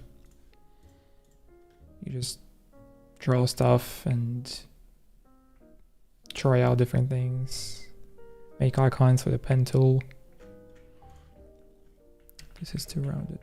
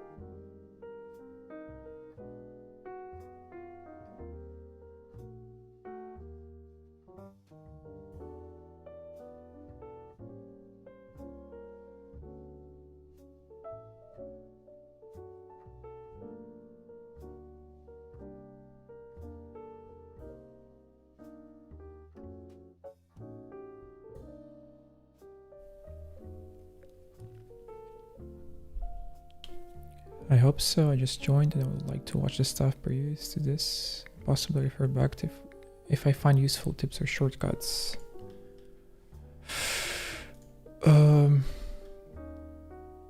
Yeah, feel free to. It's just that I think that most experienced designers probably already know how to do all of this. But if you're not like very experienced, I encourage you to basically learn wherever you can and whatever you can. So feel free to absorb all that I'm doing, if that's helpful. Making icons can be very time consuming, but it's also kind of rewarding to make your own custom set instead of using some pre-built ones, because those will most likely never match what you're looking for. They will never match the kind of a design system you're building. So it's good practice to actually make your own that will fit the vibe, the style, the general like brand aesthetic. And also it's a good practice. So if you're not very proficient with like a pen tool in Figma or Sketch, this is a good way to actually practice making icons. What playlist is on the background?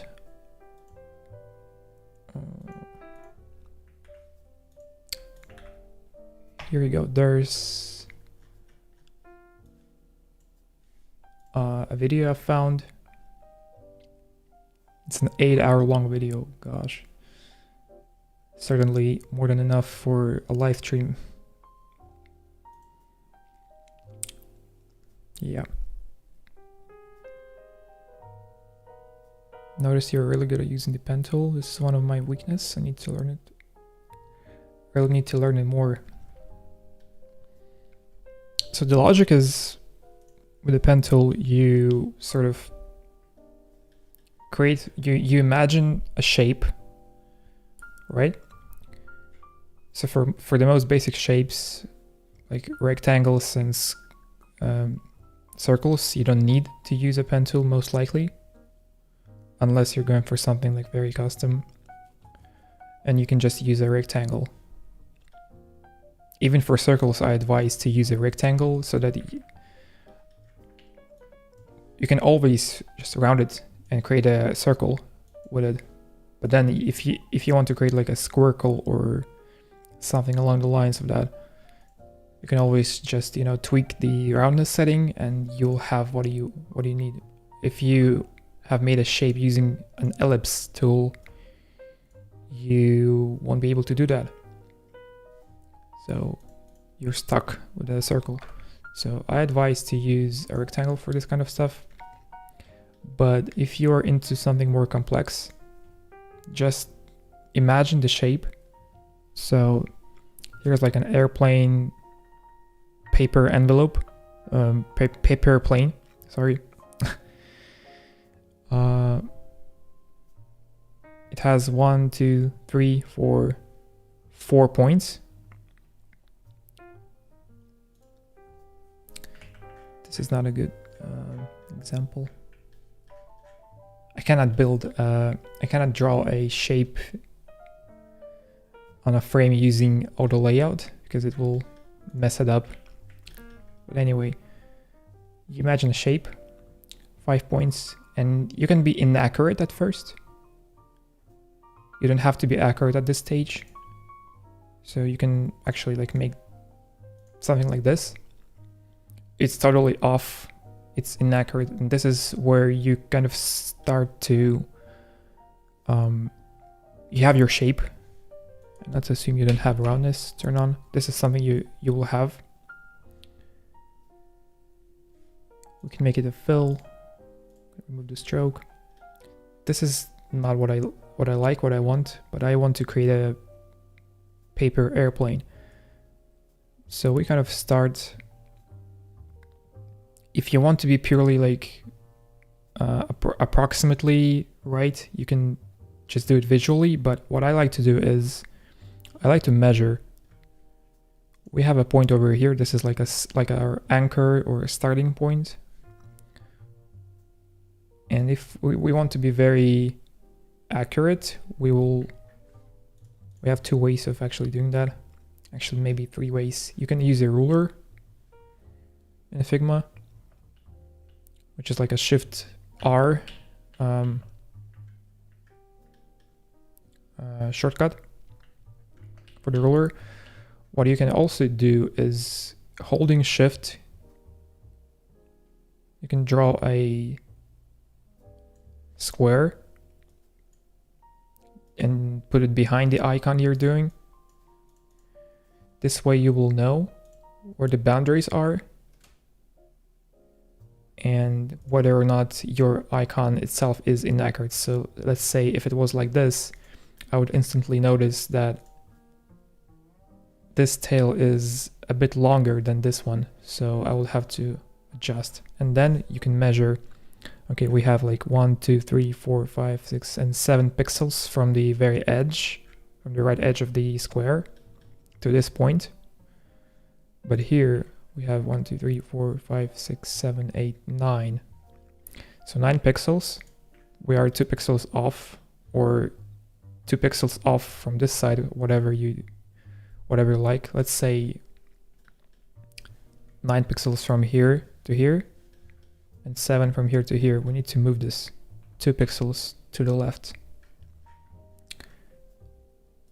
Same logic applies to any point. You just have to kind of measure it from somewhere you know this is symmetrical.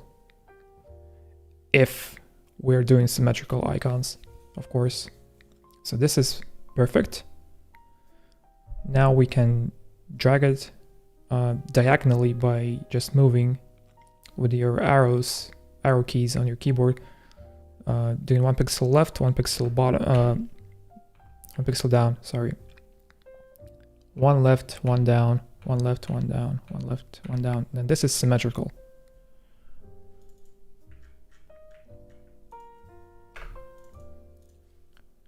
And now we can, apply our roundness to each of the corners. Make a tip.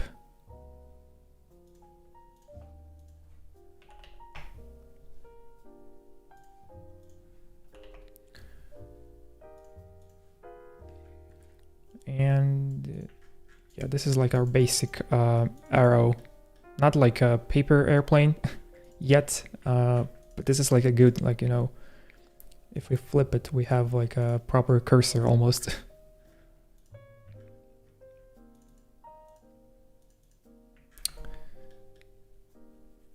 So always try to imagine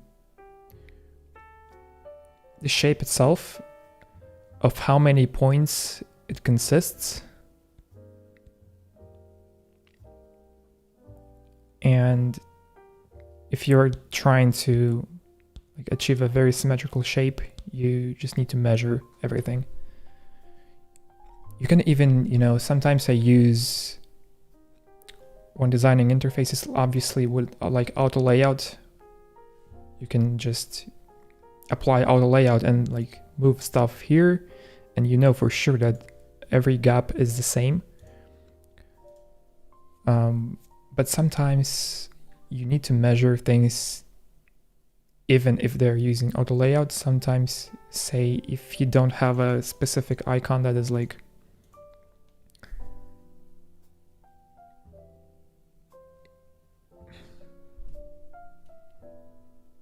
we have predefined sizes for these icons. So these are 20 by 20. But let's say we didn't have that. We didn't have something like that. And each icon will be slightly different in size and balance. Sometimes it even visually looks like it's off, even though it's not, because some icons are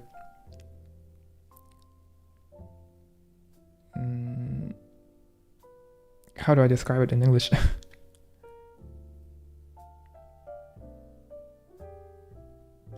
Any icon has a visual weight concentrated somewhere, and if you have a very simple shape like this, it's perfectly in the middle usually. But with this, it's a bit more angled to the right, and that creates some unevenness here and here, and this may result in making it seem like there's a bigger gap over here from the left side of this icon to the left side of this one, and this is actually true because of the way this icon is made. Because of this icon itself, there is a bigger gap over here than over here, so this distance is bigger. Sorry, than this distance, obviously.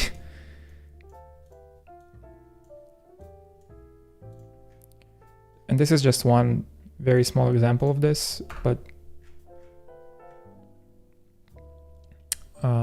what I like to do sometimes is just create a rectangle to measure if all the points of the icons are, even. That's actually like a very old habit of mine from Photoshop era, where we didn't have Figma or Sketch. I used to draw a rectangle. I'm not sure of the case scenario where I can show this.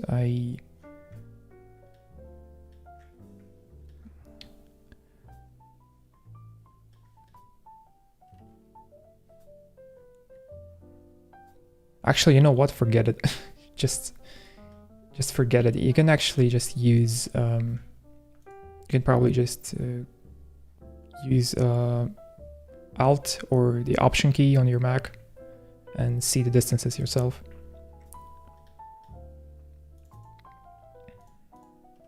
I think that this is going to be fine for most of you.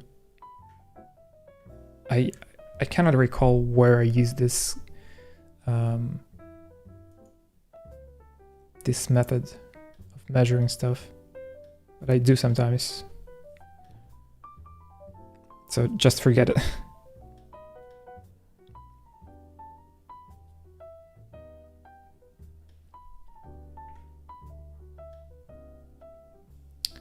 This might be a good example, actually. Yeah, so I'll be able to explain here, I think. So here I have an illustration, sort of. You can call it that, or an icon, whatever. We have a cog, and we have another cog over here, which is rotated 22.5 degrees. If we select them both, you see how, because of the rotation of the second icon, this selection has this sort of a white space that we don't want. We don't want to see, because we just actually need to measure. We need to measure if this is in the middle of the window, right? But we cannot use this because this has a white space, which will tell us that, this is closer to the right than it actually is.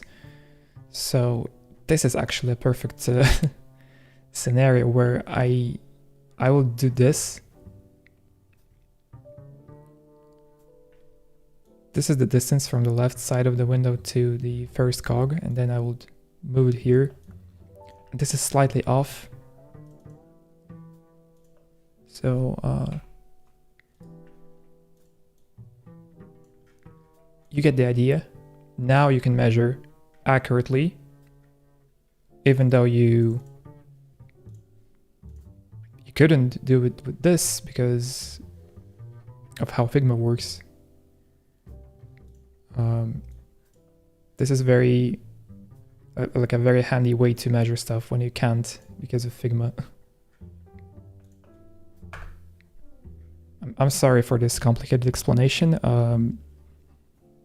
I would say this is useful for like edge cases like this. Most of the time you don't need this.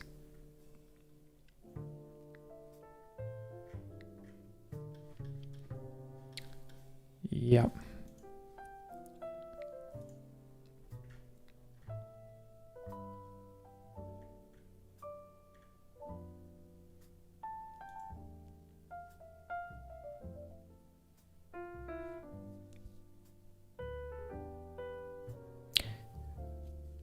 There are probably quite a few tips like this, like very little tips that I could actually share with people because some people don't know about them.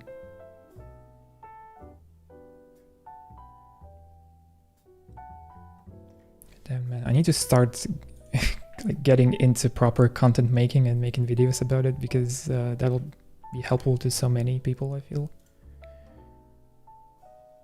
And it's just convenient. You can just create this video once and you can link it to people, and they will see it, and the job is done. They are now wiser, and they know more things. I guess I just suck at more complex pen tooling for illustrations. Things normally go uneven, but I guess that will get better when I start practicing it more. Yeah, for sure. So practice makes perfect. Just do it more often, do it regularly, and eventually you'll just get a hang of it, and you'll be a pro at it. You'll be better than anyone else. This is the key to success. You just do the same thing over and over again. That's just how everything works. I'm getting a bit sore. I haven't done much.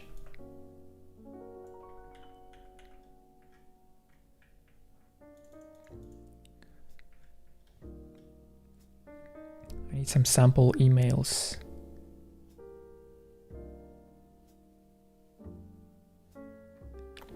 Damn it. This is where I feel I need to use some sort of an AI. This is a trend right now, to use AI tools to, you know, help you streamline your design process.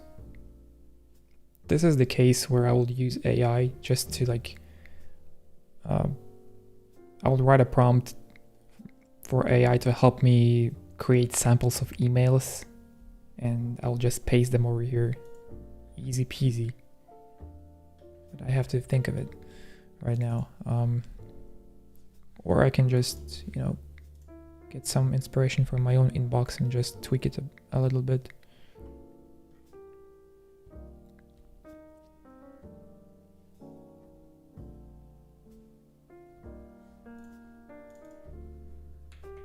Vanguard 65 now available.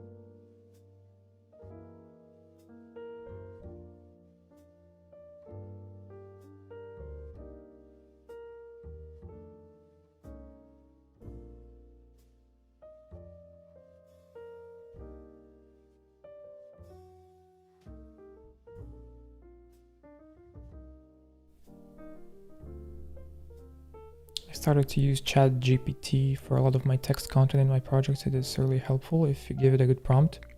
I need to start doing that as well.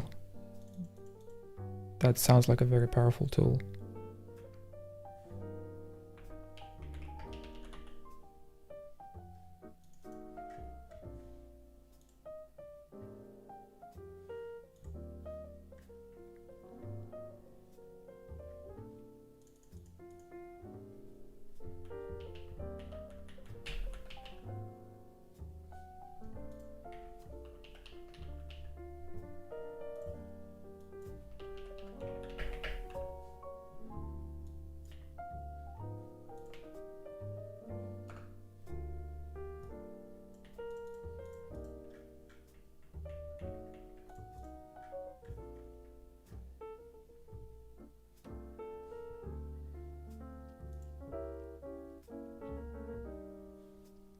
Is there like a huge queue of people?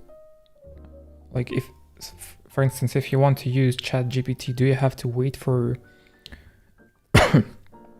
for quite some time for the prompt to go through? Like, is there a queue of people?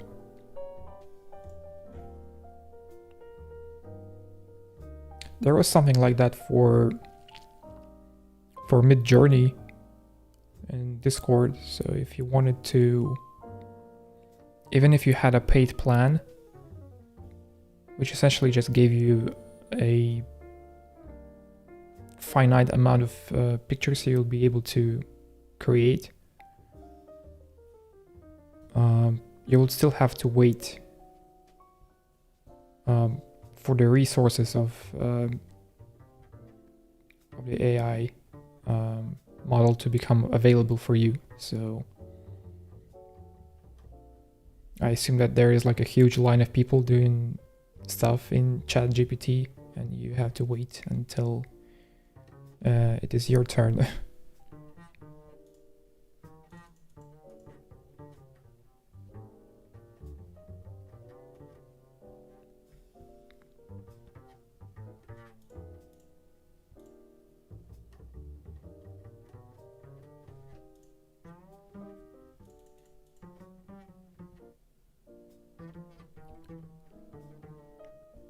Not normally, it is pretty fast when I use it. I think it becomes overloaded at 9 to 5 times because a lot of users are using it for their work. Okay, makes sense. Which means it is most like fruitful or available for you when like during night or something. It's good to be a night owl like me. When the activity goes down and some services become more free for you, essentially available for you. Okay, I need some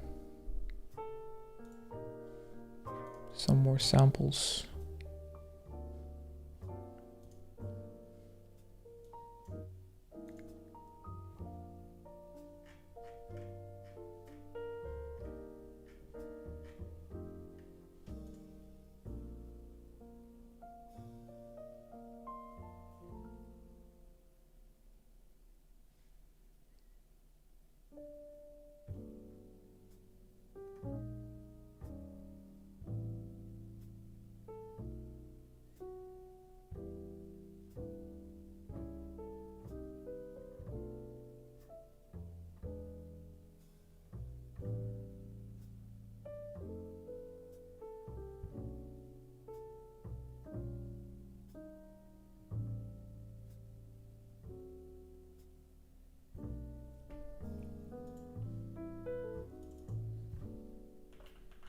Confirmation of your order.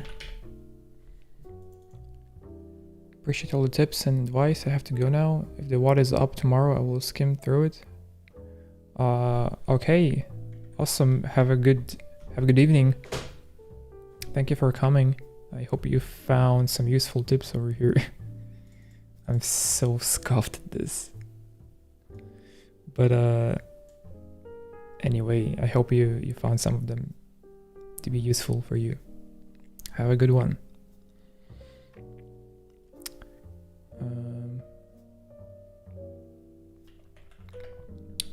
Thank you for ordering a ticket to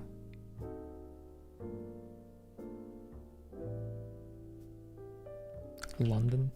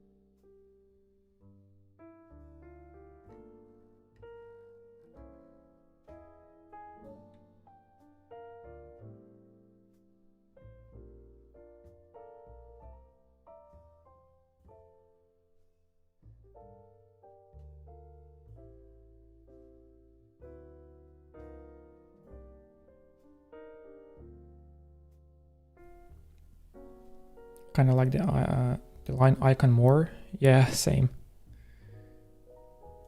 That's why I removed it. It also seemed like a bag or something.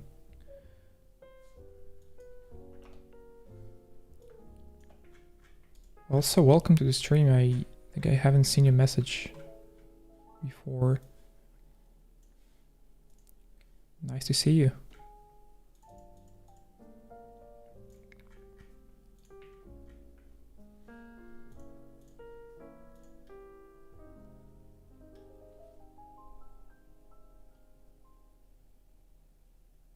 This doesn't really resemble trash, but this could work. The X is looking like... The X is fine, it's just that it looks cleaner without it. Looks more in line with everything else. And I'm going to be changing the archive and spam soon too. But this sort of looks like trash, and I can actually leave it like this or try something more classical, like a regular trash can or a bin. What are you working on? I'm trying to design a mail application just for fun. So if you don't know, my favorite application for mail was Mailbox a long time ago, like many years ago, and I enjoyed it. I'm trying to sort of create a simpler vibe with an application design for email, and I wanted to explore designing one for Mac and one for iOS as well,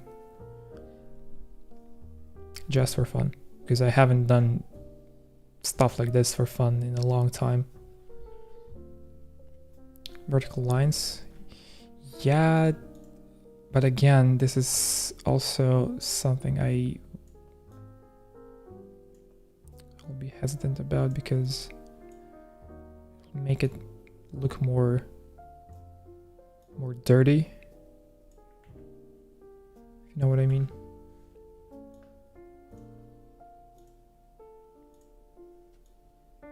It's just to see if it works or not.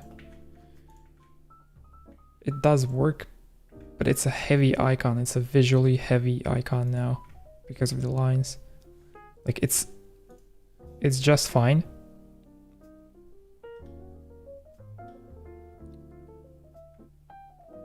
But you can see how everything else is more airy, more balanced, and this is like, I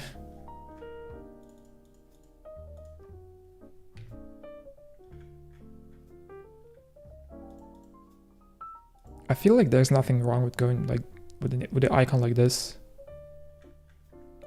especially considering that these are labeled. Could be just fine.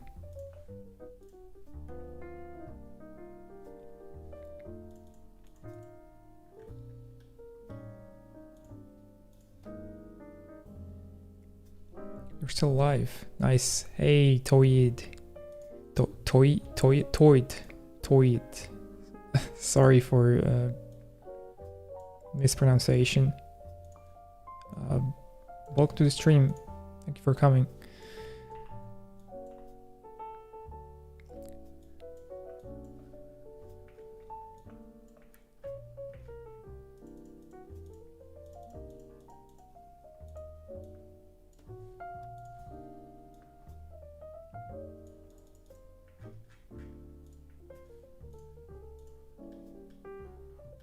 Oh, no, this is unnecessary.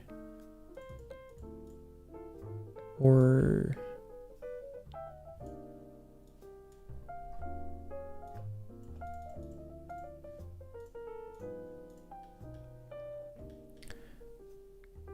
this is like barely noticeable. this small curve I've applied right now.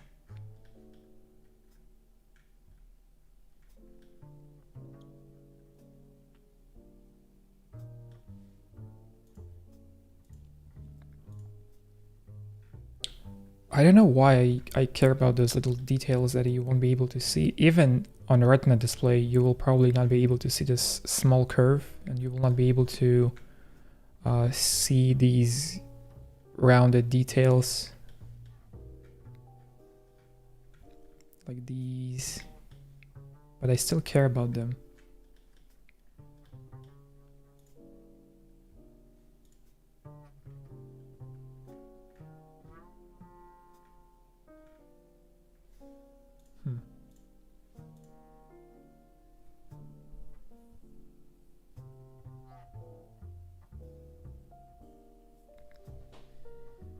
Conveys the meaning.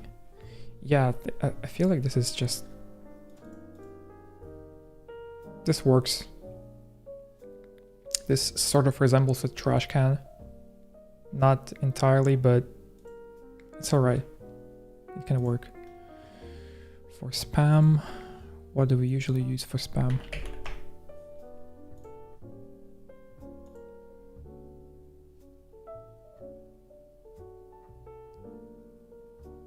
An exclamation mark? Really? Is that it?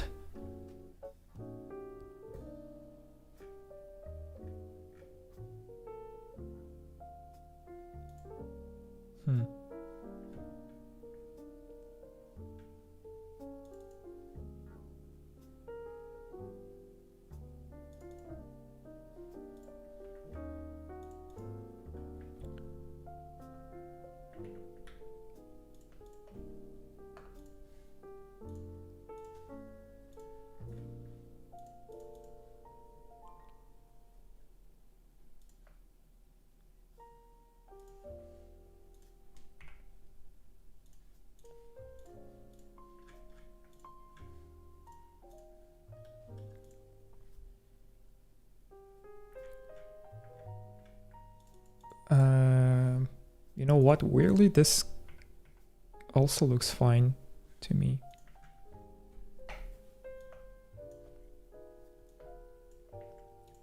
I will explore one more option, but this can work too.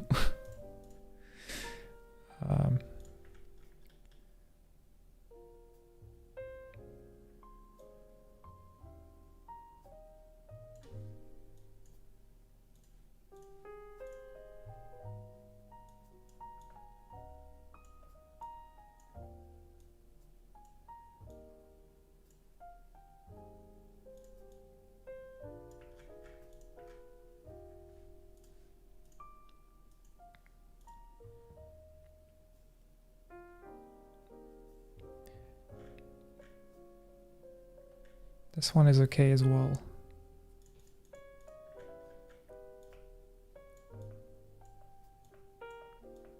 Nah.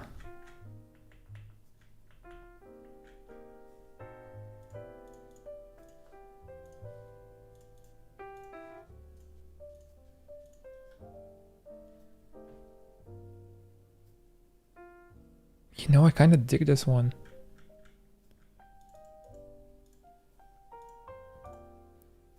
This is a generic exclamation mark for spam, and it's, again, just fine, but this one... It feels more like it's a part of the system, you know?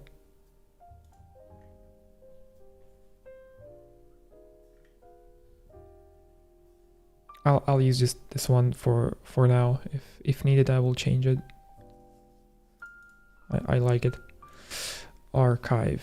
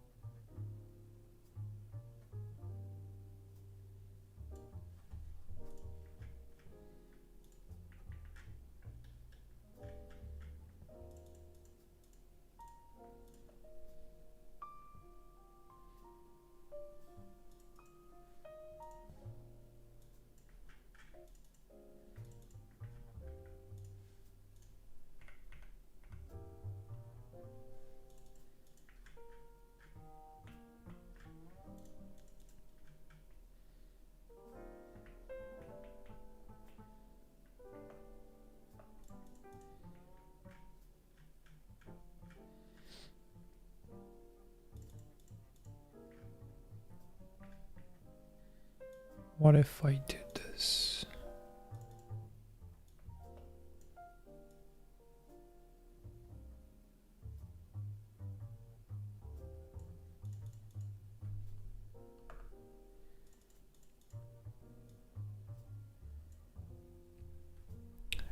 Have you considered like a box of files for archive?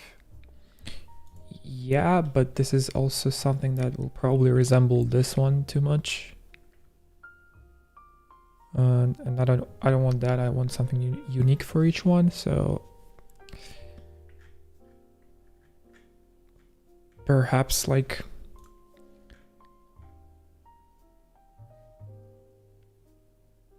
I wish I could show you my browser screen, but I'm not doing this just for privacy reasons.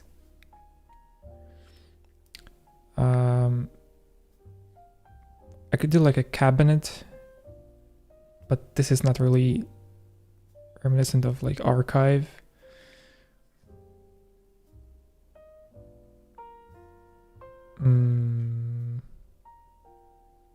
I could do like a different variation of this with something in it, like files or something, and looking different than this, but again, I don't want this to be like even conceptually similar to this. So we'll see. I'm just trying out different things.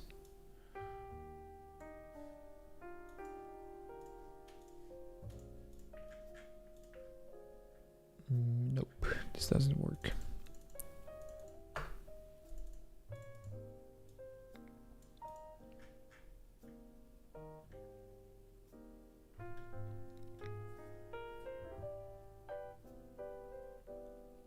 It's a bummer that I probably cannot use this icon anywhere. Like a regular generic mail icon, I cannot use this one anywhere here.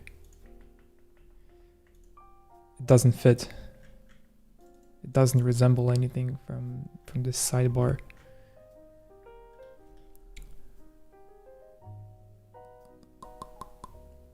archive.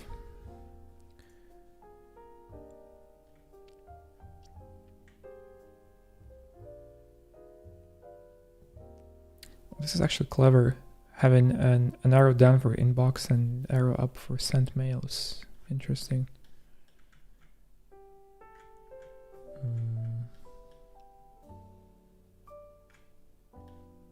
There has to be an archive somewhere in the mood boards.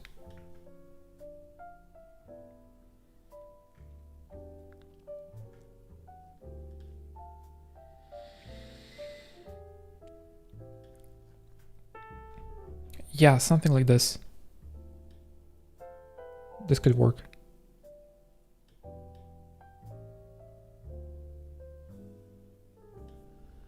Like a box of files.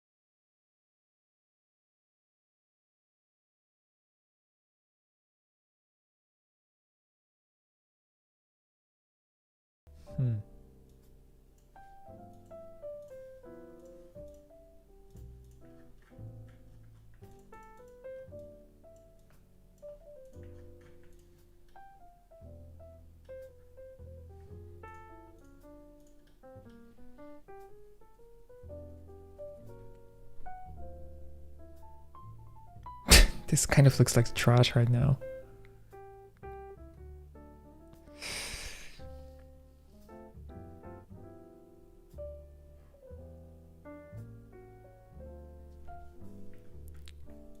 This is weird.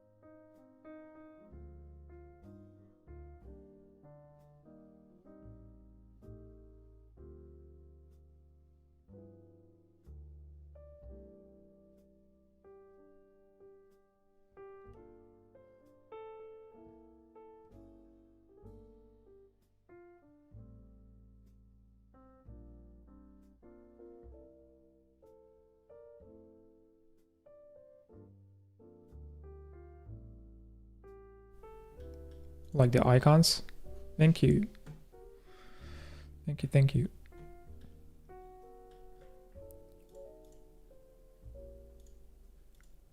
I still feel like some of them could be improved. Trash, for instance, or, you know, for spam, I could use a shield.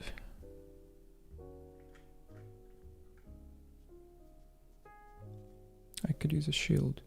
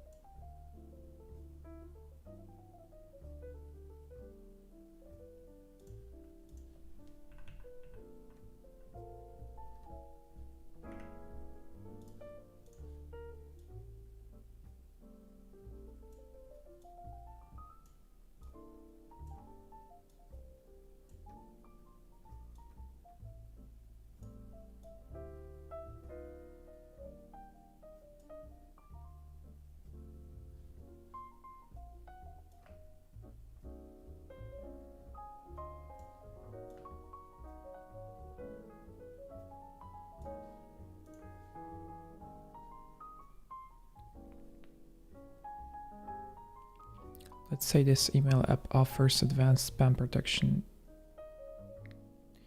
Yeah. Good idea.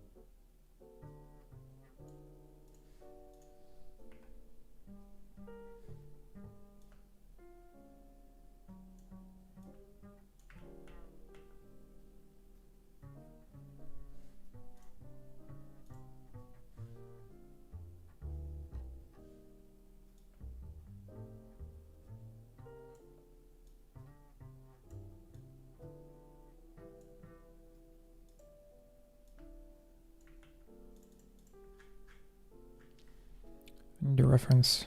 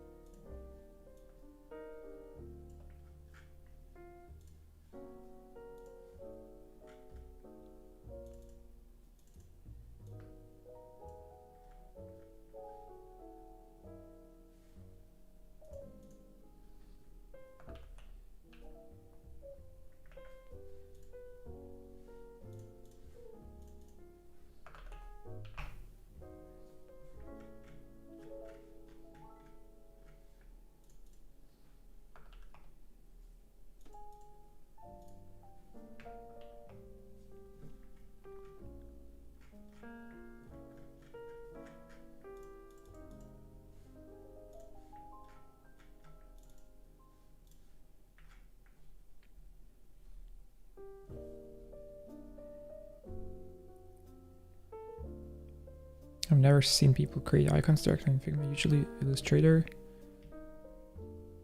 Really? People do this in Illustrator still?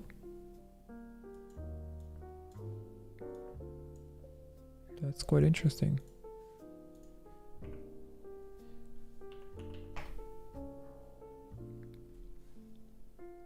Are there any benefits to that?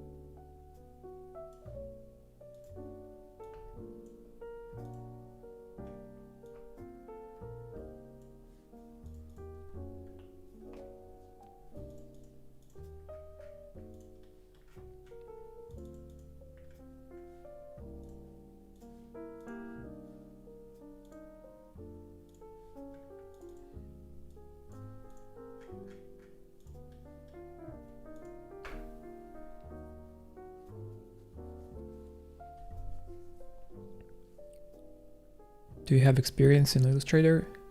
Yeah, but I do not use it extensively. I really, to be honest, I don't even know if I need to use it these days. I used to use it for vector graphics like back in the day, but these days, not so much.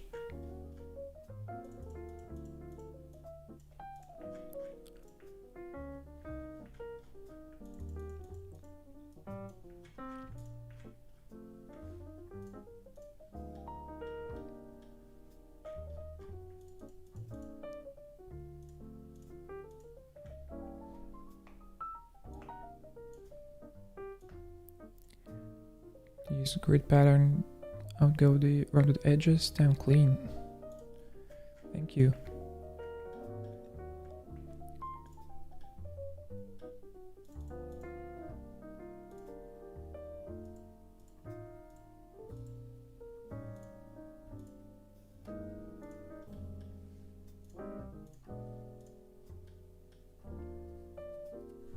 Yeah, this is looking kind of cool.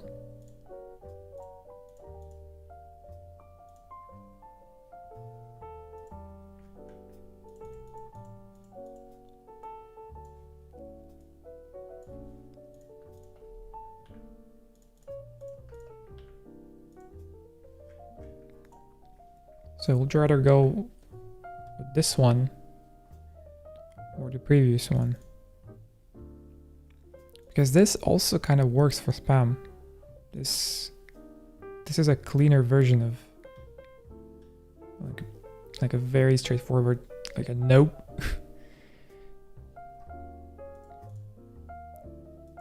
Shield is more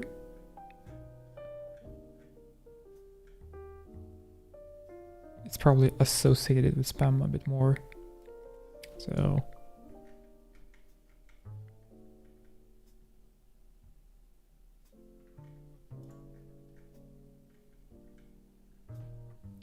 yeah, I like it.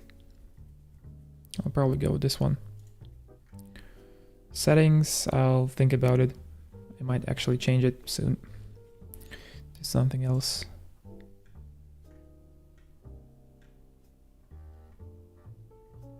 But so far so good.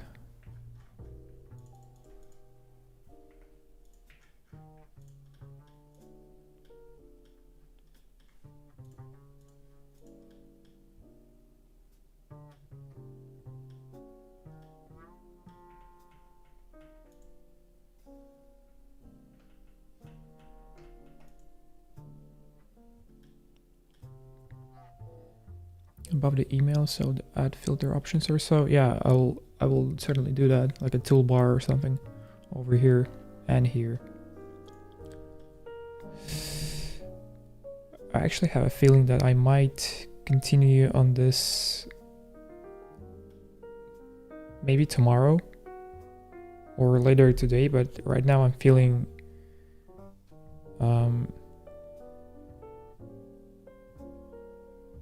a bit tired, and I kind of want to eat also, so I might be finishing off for today, probably. This is looking good. This is like a good base, a good vision of the sidebar. I'm not sure if like separating these three into like a separate category will work.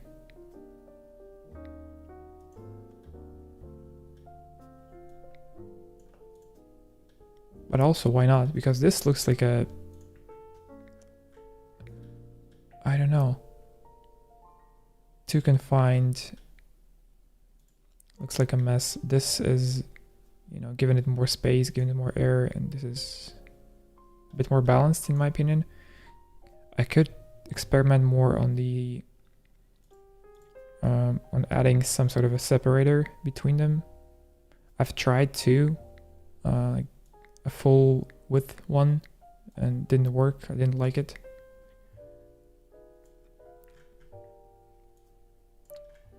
It was too dirty. IMO.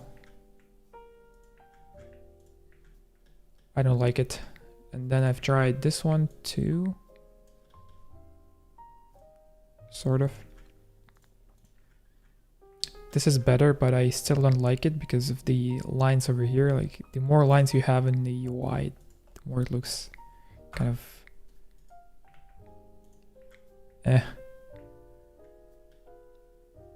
I don't know. I'll see.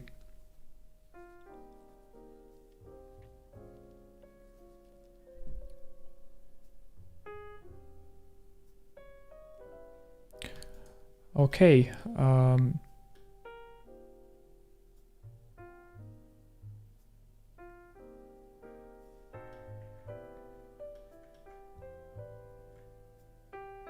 Yep. I'll finish this later. Actually, I think, considering my perfectionism, this is a long way from being finished. Because I will also want to like design a settings screen, a dark version, an iOS version, all the states, different sizes. Oh my god, why am I doing this?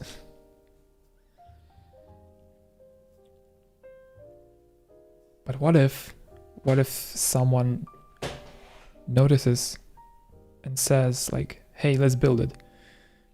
And I'm like, sure, what do you need? Like, and everything is ready on the design part, so that'll be cool, I guess, but I'm not sure if that's possible. Anyway, thank you all for joining today. That was fun. I will have to see how the YouTube thing works for streaming because I'm not used to it. I'm very used to Twitch. This is new to me.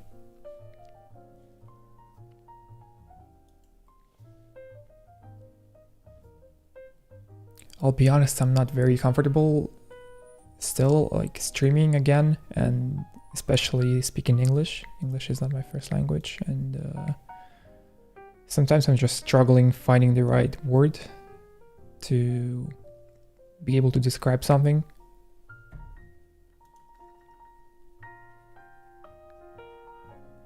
But yeah, I'll try to improve on that. Anyway, thank you guys for joining. I'll try to stream again, perhaps tomorrow, perhaps in a few days, who knows. Follow me on Twitter. And yeah, I'll see you soon.